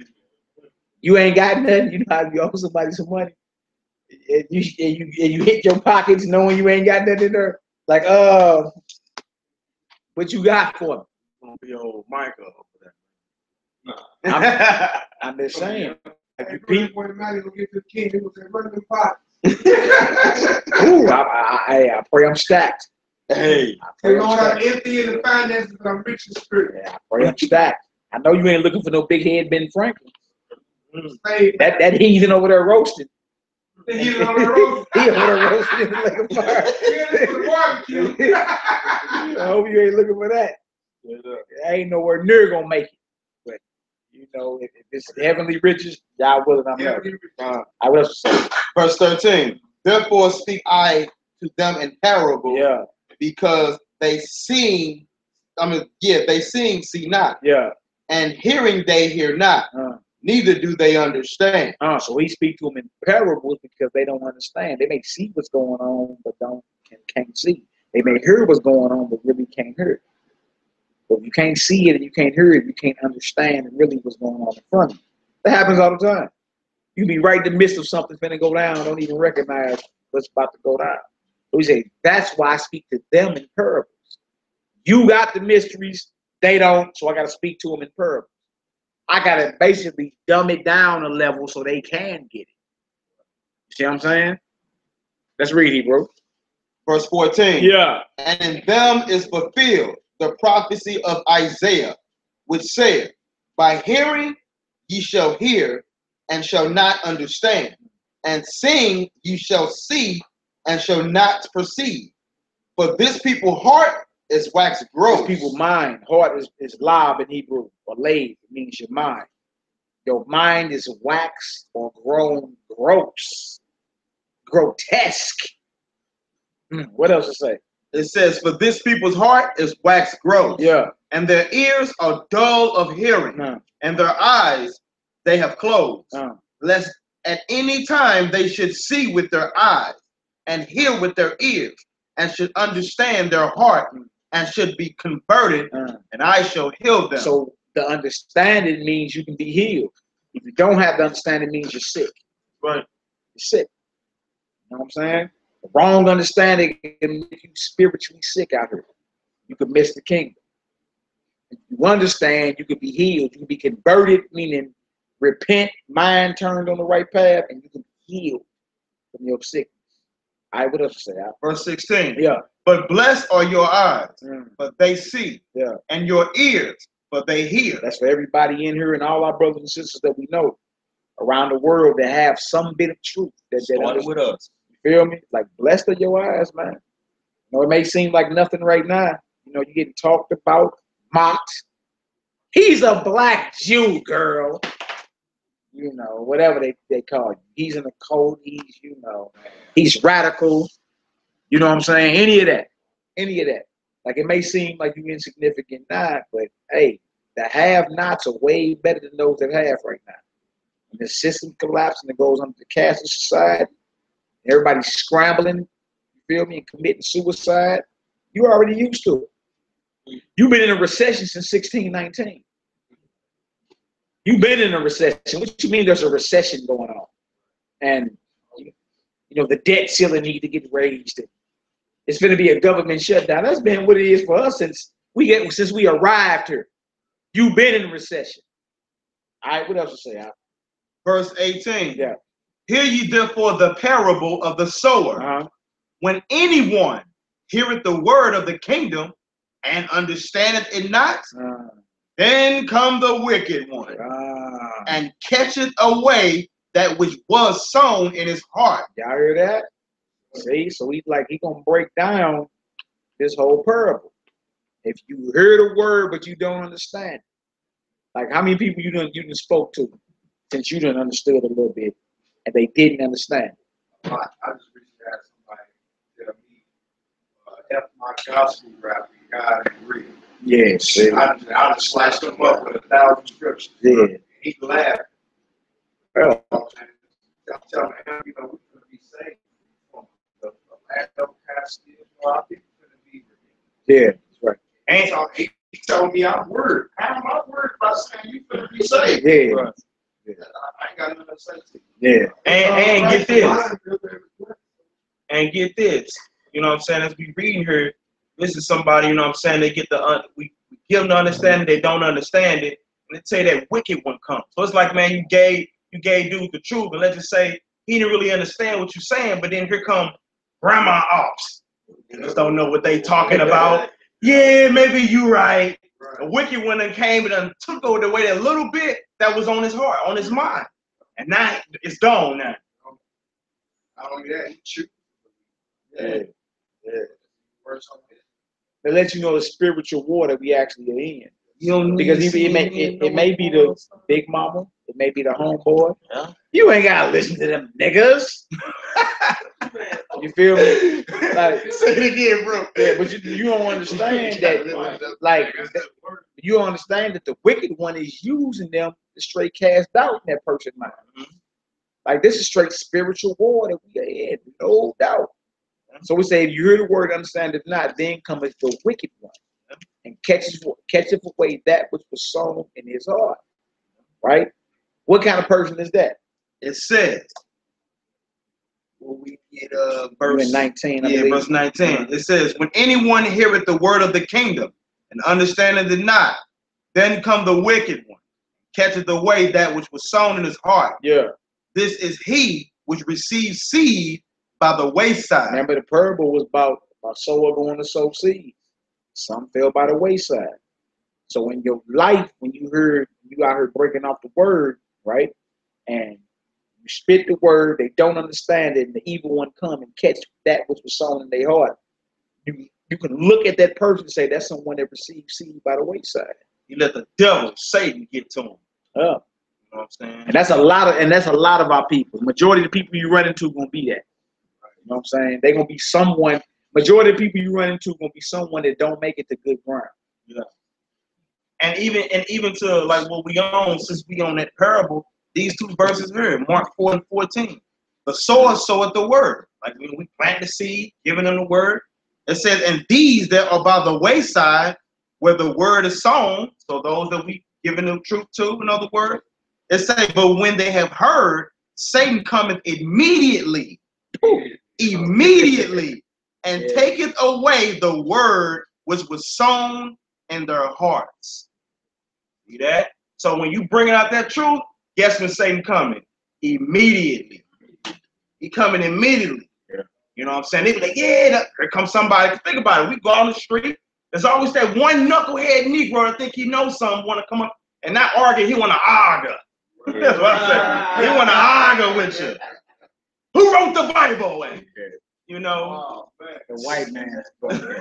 Straight up. King James. You read the King James version? King James was a faggot. Yeah. He was a white faggot that believed in demons, that worshiped demons. Did he write demonology? I'm like, have y'all read the book? Yeah. I got the book. Have you read it? Right. You feel me? Demonology means study of demons. Right. In his book, he was quoting all scripture, showing the fact that there are demons, that are dark spirits that inhabit people. He wasn't in there talking about he worshiped demons or none of that. Right. So you see again, another Facebook post. Same one who wrote the Bible, well, King James didn't write the Bible, he had authorized to be translated. Wrote this, and it say demonology. You know how many people stop reading the Bible because they see that Facebook post? Yeah. You feel me? You ain't even understanding what demonology just means study of demons. Right. Right? Let me read that book and see what it's about. And when you read the book, he and her quoting all scriptures showing his people, because some people didn't believe there was such thing as dark spirits. You know what I'm saying? Evil spirits that inhabit men. And to prove his point, his main source was the Bible. And look, this was before he even had the Bible translated, showing you the Bible been around before he even had it translated into English. The book was published in 1597.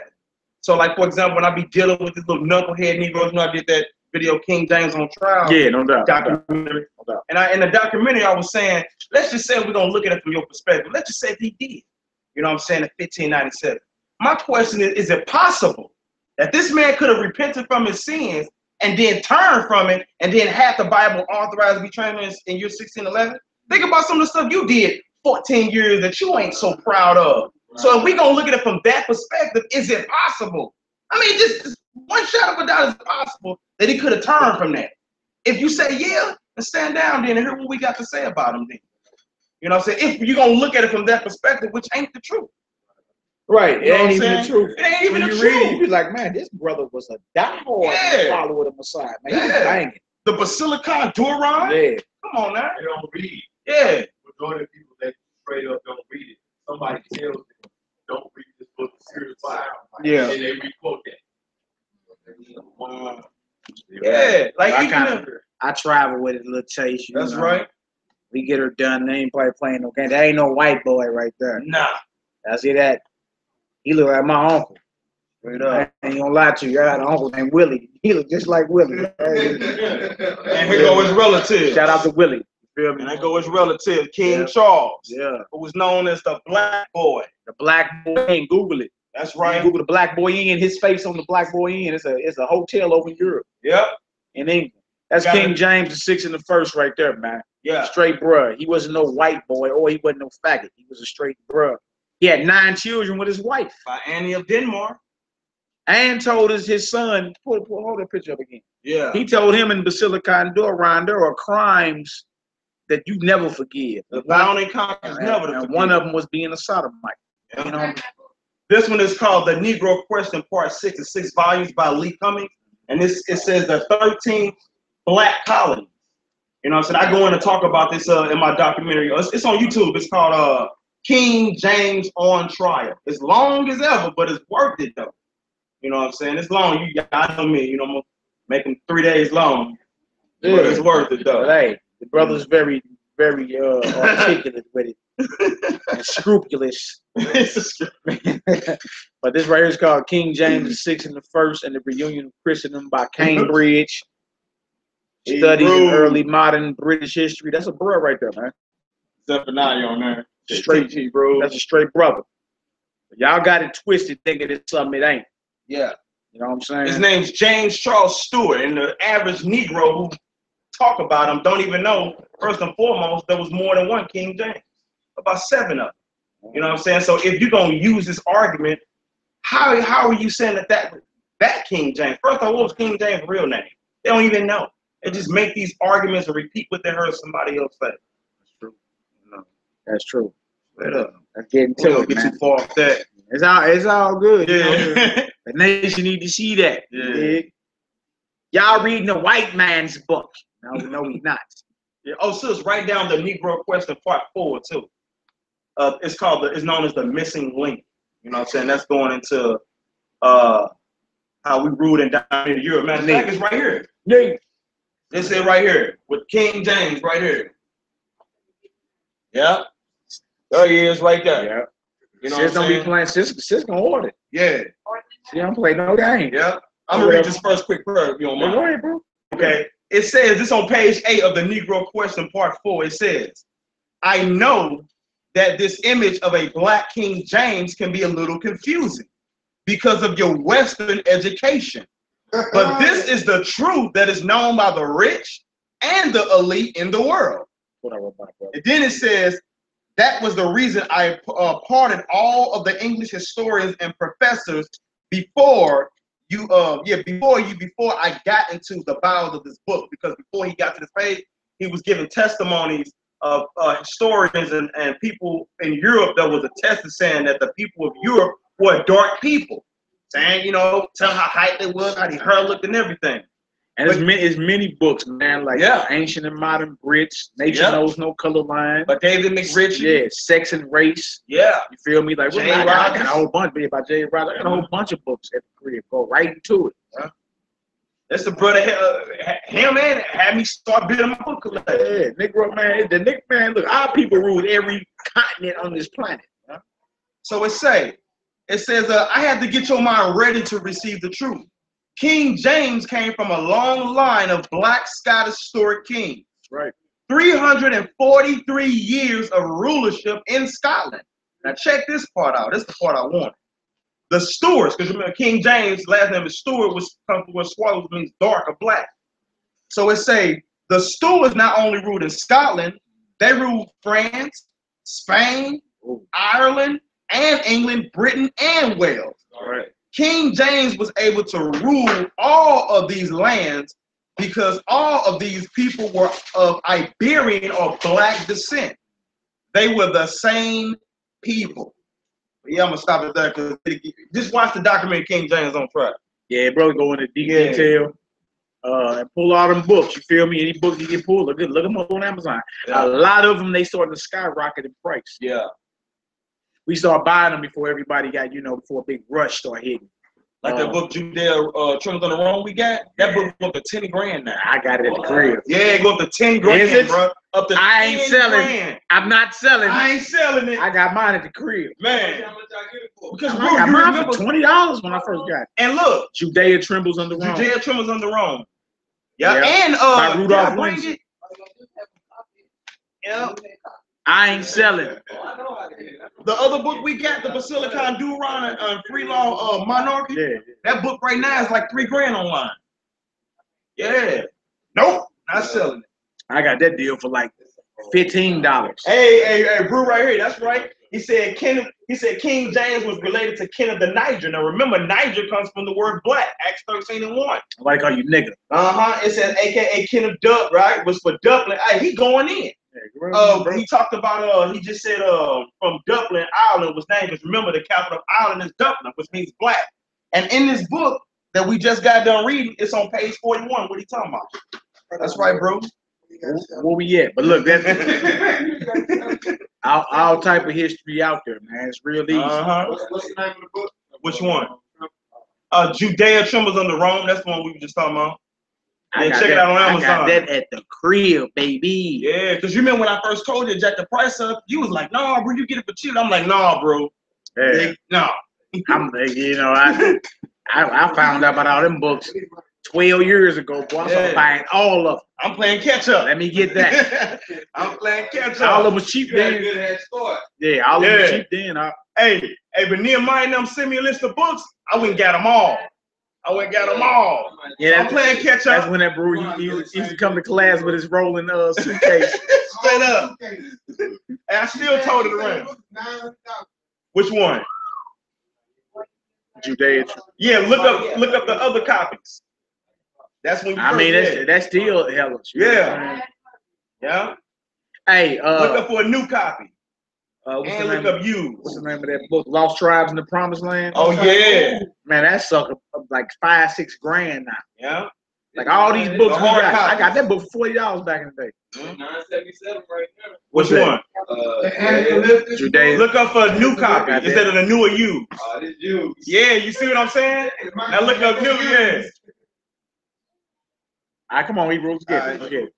It says verse 18. It says, "Hear ye therefore the parable of the sower. When anyone heareth the word," Mike over there like, yeah, that book is expensive. Mike over there like, what? Yeah, we just have to go copy him. We'll copy him and get him. All right, go ahead, bro. It says verse 18. We're in Matthew 13, y'all. Verse 18. It says, "Hear ye the parable of the sower. When anyone heareth the word of the kingdom and understandeth it not, then cometh the wicked one and catcheth away that which was sown in his heart. This is he which receives seed by the wayside. That's right. But he that receives seed unto stony places, the same he which heareth the word, and anon with joy receiveth it." That's what? Oh yeah, dog. Yeah. That's the truth right there. Anon means immediately. Like you hear the word, you immediately receive it.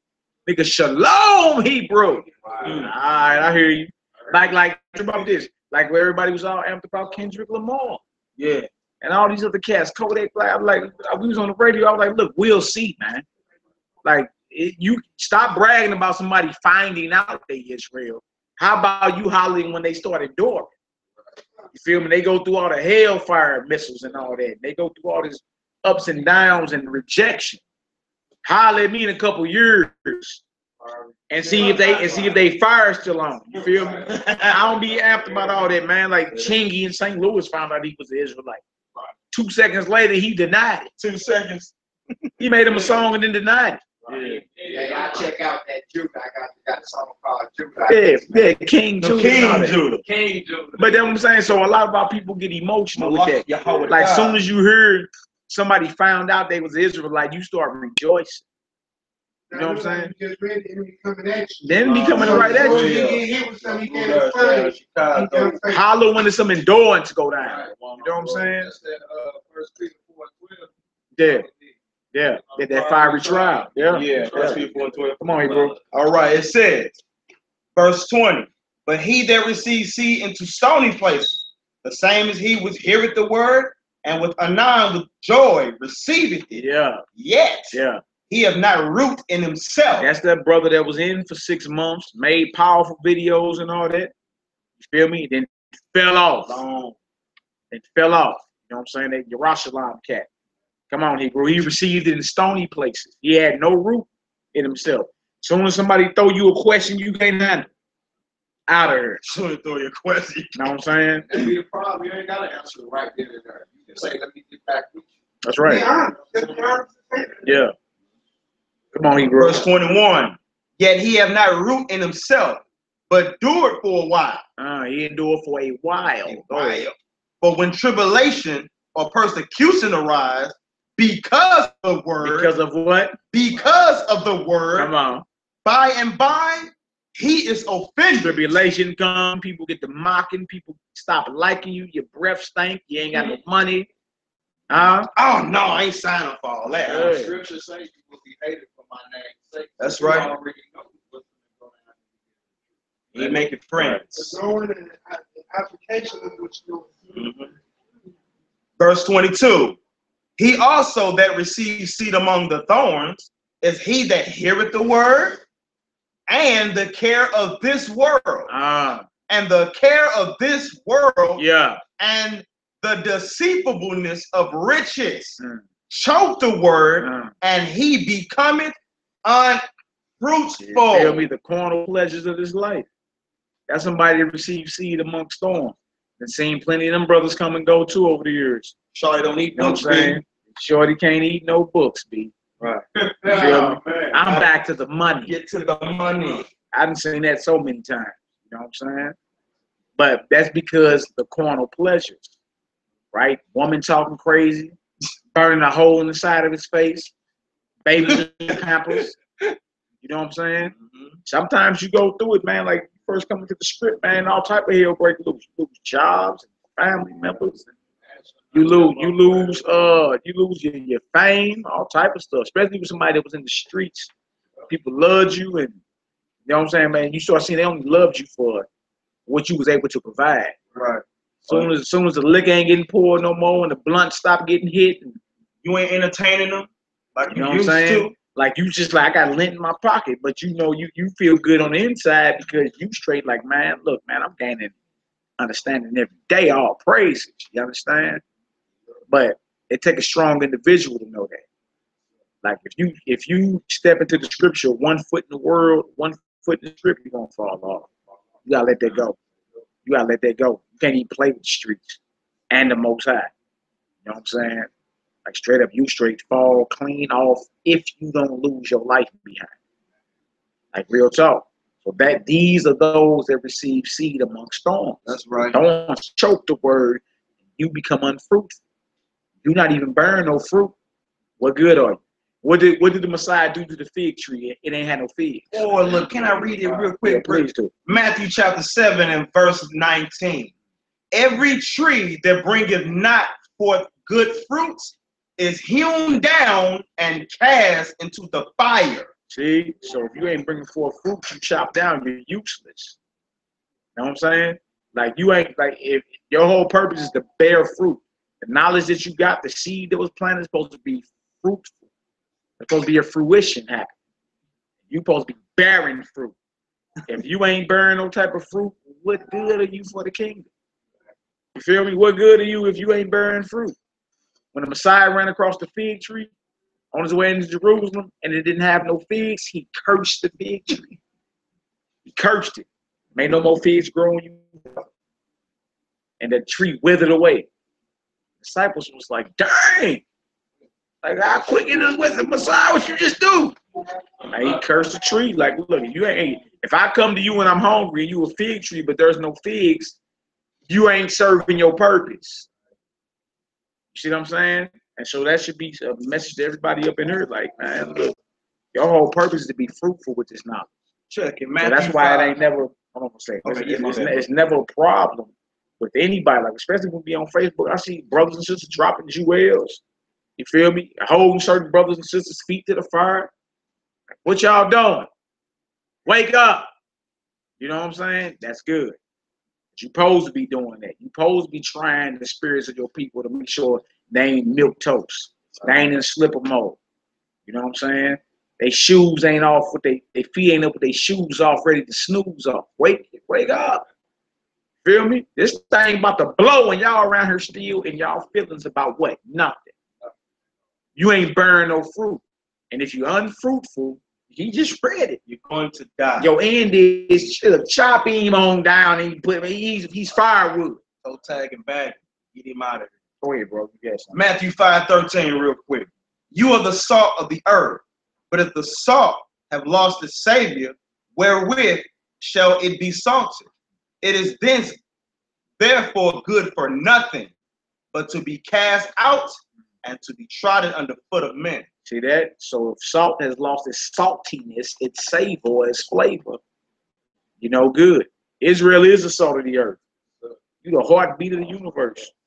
Everybody want to be you, but don't want to be you. You feel me? But if you done lost your flavor, you only good for the dung here. If you a tree that ain't burning no fruit, you only good for firewood. That's a scare everybody. I'm aiming to be fruitful.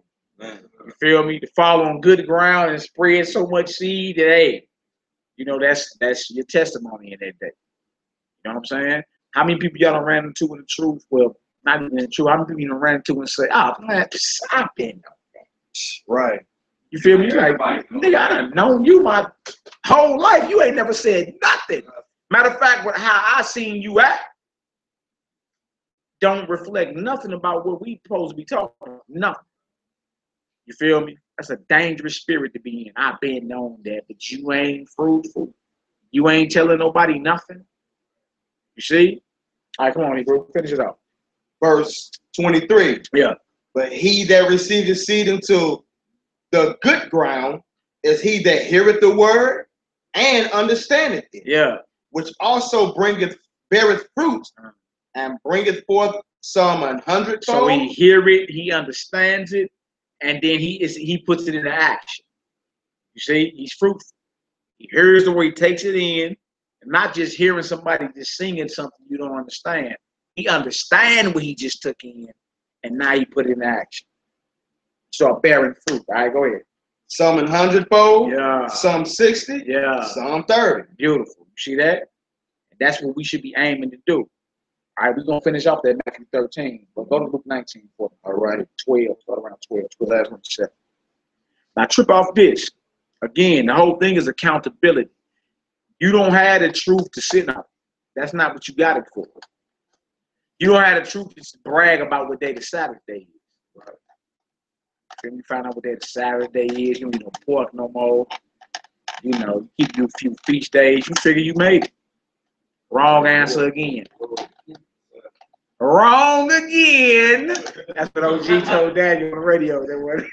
Wrong again. OG was tripping, man. I was bugging him. I said, damn, boy, he was on you. OG said, wrong again. You served him up like a brother. Yeah, that boy. Daniel so what expert with that sword. Served him. Had him getting up, leaving the station, going to take a break outside. Like, yeah, that's Solomon, boy. Let me get this real quick. That's Master Splinter. Straight up. You got caught slipping. Somebody he wrong again. Boy, man, you hit you with some boy. You say, boy, every time I looked up, OG was getting up, going out the door. I bet. You ain't got no answer, do you? Yeah, I gotta go think about that. Right. What you got out? Sirach 20 and 30. Yeah. Or Ecclesiastes. Wisdom that is hid and treasure that is hoarded up, what profit is in them both? Better is he that hideth his folly than a man that hideth his wisdom. That's right. That's right. Right? Better is a man that hide his folly than a man that hide his wisdom. So if you sit here and got wisdom and you ain't sharing it, you just storing it up. You ain't gaining nothing. It's better for you to hide your foolishness than to hide your wisdom. You know, Proverbs 1 say, wisdom what? Crieth without. She uttered her voice in the streets. Straight up. Yeah, man. What are you doing? Luke 19. Yeah, Luke 19, I'm starting 10. For the Son of Man is come to seek and save that which was lost. And as they heard these things, he added and spake a parable because he was near to Jerusalem. And because they thought that the kingdom of God should immediately appear. Verse 12. And he said, therefore, a certain nobleman went into a far country to receive for himself a kingdom. Sound like the Messiah, right? Did he say, I go to prepare a place for you? All right, so he's speaking about a parable, about him leaving and him coming back, reckoning with his servants. A certain nobleman went into a far country to receive for himself a kingdom and to return. And he called his 10 servants and delivered them 10 pounds. 10 pounds meaning money. Not, you know, some Negroes get cornered. Nigga, pounds, nigga! Right. Pounds! So the Messiah said we can slang. He ain't what he talking about, man. He's talking about money. He gave you the truth. Right. You got the keys to the kingdom. That's right. Understand? You got the mysteries to the kingdom of heaven. He gave it to you. All right? Go ahead, bro. And said unto them, occupy till I come. No, I've been on that. Occupy till I come. I don't feel like doing that today. And he said unto them, Yeah. occupy till I That's an come. order. You've been ordered. You got the truth. You've been told to occupy. You remember that movement back in the day, Occupy Wall Street? Mm-hmm. I mean, it's that serious. It took Occupy Wall Street very serious. because they seen like the collapse, the financial collapse of their government coming. Can't duck it. So they decided to what? They're gonna start sitting in and occupying Wall Street. Besides, said occupy till I come. You got this truth, put it to work. Put your hand to the plow. That's right. Occupy till I show back up. Right? Come on. And he said unto them, occupy till I come. Done. But the citizens hated him and sent a message after him saying, we will not have this man to reign over us. That's that non-messianic vibration. You heard that today. He ain't king. His story made up. You understand? Like that's this right here should scare 89. That's why they don't read the New Testament. It's a scare 'em. You feel me? Because it don't take a rocket scientist to see he talking about himself. He's a noble man that went to a foreign country to receive the kingdom, delivered his servants his truth, his message, and told them occupy till I come. But everybody didn't accept it. You understand? We ain't gonna have this man rule over us. Let's read, bro. Verse 15. And it came to pass that when he was returned, having received the kingdom, then he commanded these servants to be called unto him, to whom he had given the money, that he might know how much every man had gained by trading. So what you get out of that? That you're gonna be what? Hell what? Accountable. Accountability with what the Most High gave you. You don't got the truth just to say, nah, nah, boo-boo. Straight up. Right. Yeah, and to add to what, like for example, you know, when you first taught this lesson, you know what I'm saying, some years back, you asked a question. You were saying, basically in a nutshell, why did the Most High give you the truth? I mean, you of all people, why he give you the truth? Because he knew what? He trusted that you was going to share that truth. That's right. You know what I'm saying? But keep in mind, if you ain't sharing the truth, you ain't good for nothing. Yeah. You know what I'm saying? So yeah, straight up. I always remember many are called, but few are chosen, right? That's right. Many get called for the interview, but only who get the job? Man.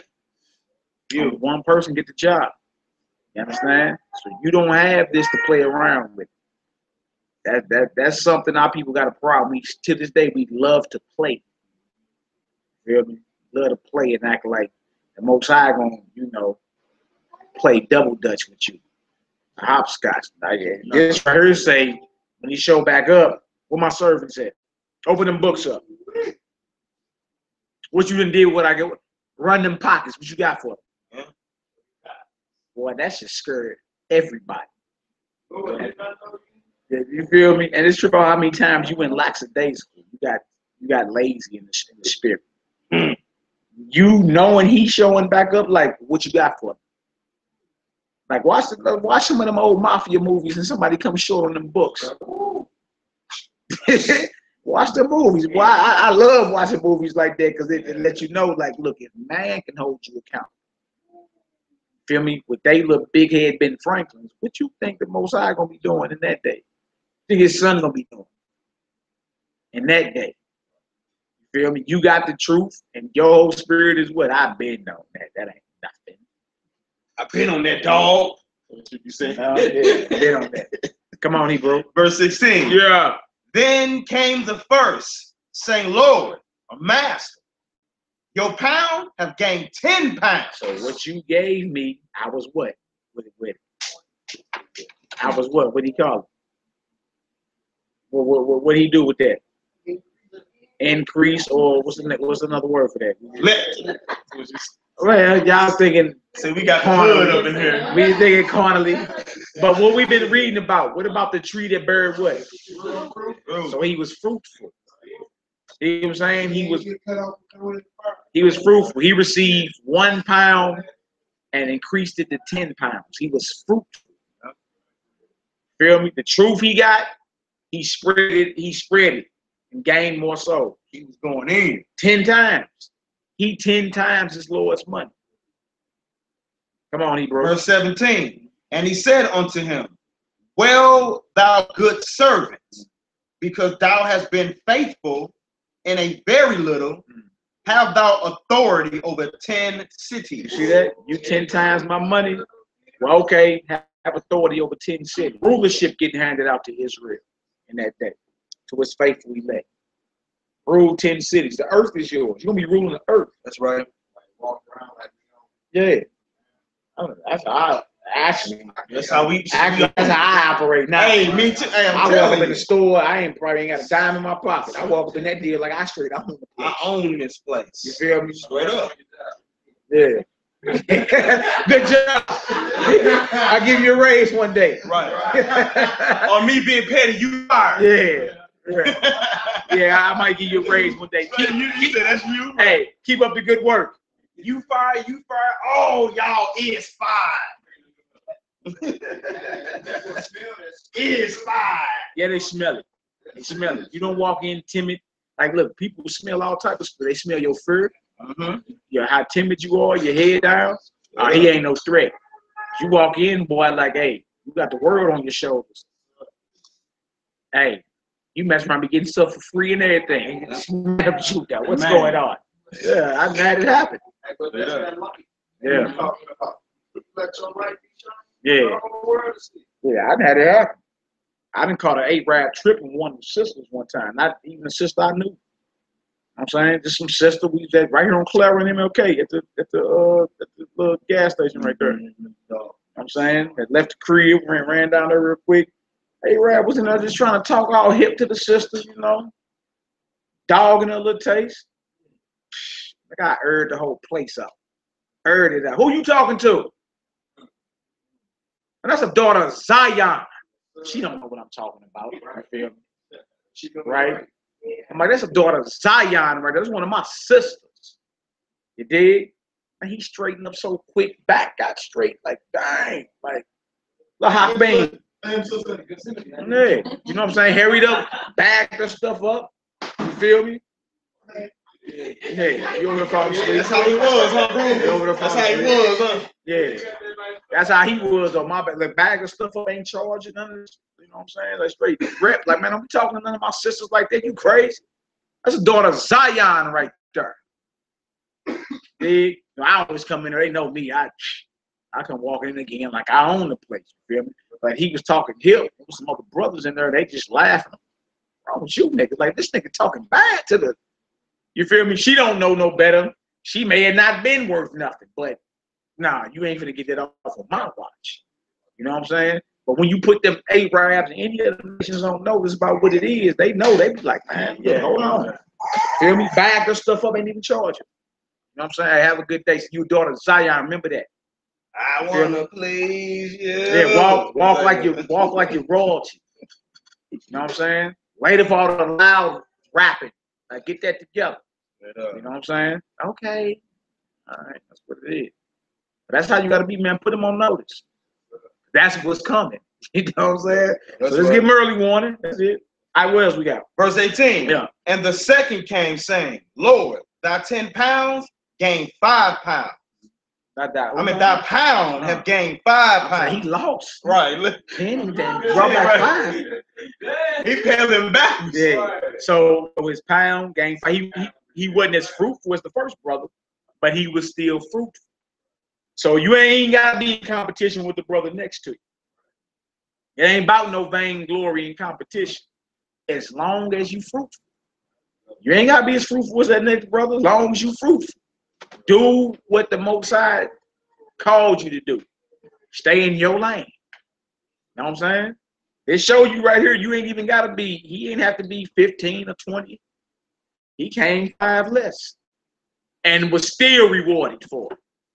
All right? So that lets you know, don't be in no vain competition. This is not competition. All right? We inspire our brothers to be and sisters to be righteous. All right, come on, Negro. And he said likewise to him, be thou also over 5 cities. So as fruitful as he was with the 5, will be over 5 cities. Right? He gonna give you what you can handle. In other words, all right, come on, Negro. Verse 20. Yeah. And another came saying, Lord, behold, here is your pound, which I have kept laid up in a napkin. Now trip off this. He didn't lose the pound. It ain't like he ain't have nothing for him. He just, for one, he hid his master's money and just gave it right back to him. He been on that though. Yeah. You did kind of lose then, though. No, he didn't lose what he got. Yeah, I know. I'm just saying. You don't do nothing with it. That's a loss. Yeah. As we keep reading, yeah, I'm talking about what he was given. He didn't show back up with nothing. He came back with what he got, but it wasn't good enough. Why? Because he wasn't fruitful. That was a stalemate. You had something, but you didn't do nothing with it. The napkin is anybody you know that's in the truth that'll tell you, I've been on that. Right. You feel me? Is anybody not doing with it? You got it, but you're not doing nothing with it. It works the same way with money too. Because if you put your money anywhere with some kind of interest, you're gonna get more back. But if you just stick it under a mattress, do nothing with it, the way the money gonna go up, inflation gonna happen. So your money gonna be worth less. Yeah. Yeah. Yeah. So if you do nothing with it, you're still gonna come out losing. Yeah. I feel you. Go ahead. Verse 21. For I fear thee, because thou art an austere man. Austere meaning what? Who knows? Austere. A lack of softness. Right. He's a very harsh man. That's right. That's what they say about Christ in the Bible, the Messiah. He's an austere man. Not Ned Flanders. Diddly do neighbors, you know. Right. Flowers and buttercups. Angels with pampers. He's very austere. You gone, she bro? We wrapping up now. Gonna wrap up in a little. Y'all listen to y'all mama. Boy, put you some pants on when you get to the crib, little joker. Boy, We almost done about to wrap it up. little joker. You got a problem or something? You want some? Who you biting your bottom? What's good? What? Man, he got me messed up. Come here, little joker. Yeah, you better stay over there. You biting your lip on me like you want some, little joker.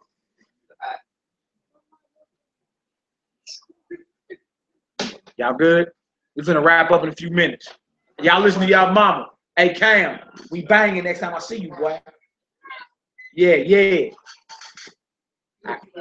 Yahoo, long live the king. Yahoo. Let's finish it off. All right. It says, for I fear thee, because thou art an austere man. Thou takest up that which thou layest not down, and reapest that thou didst not sow. Verse 22.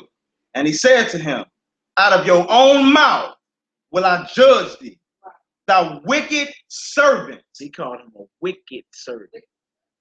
Wicked, because he didn't do nothing with his Lord's money. Lazy. Come on now. It says, thou knew that I was an austere man, taking up that I laid not down, and reaping that I did not sow. Wherefore, then givest not thou my money into the bank, that at my coming I might have required my own with usury. Like that's the bank would be you giving it to somebody that would have been fruitful. You could have gave it to one person that would have been fruitful, and he would have spread that. And that would have been better for you than to just put it in a napkin and hide it. That's right. You feel me? That don't even take no effort, man. Feel me? You could have gave that to one brother, like what you call it, interest, spiritual interest. Could have broke off the truth. Everybody. You could have broke off the truth to one brother that would have changed his life, and he would have dedicated his life to the truth. And that would have been better for you than hide it. Like Yeah. Go ahead. Verse 24. And he said unto them that stood by, take from him the pound, and give it to him that have 10 pounds. Yeah. And they said unto him, Lord, he have 10 pounds. They like, he already got 10. What you mean give him more? This is why. Come on. For I say unto you, that unto everyone which hath shall be given. Everybody that have something, when the Most High show, what you got for them? You got something for them, more will be given to you. And from him that have not, even he have shall be taken away from him. Even what he had will be snatched from him. You ain't got nothing for him. The little that you have will be snatched. All right, come on now.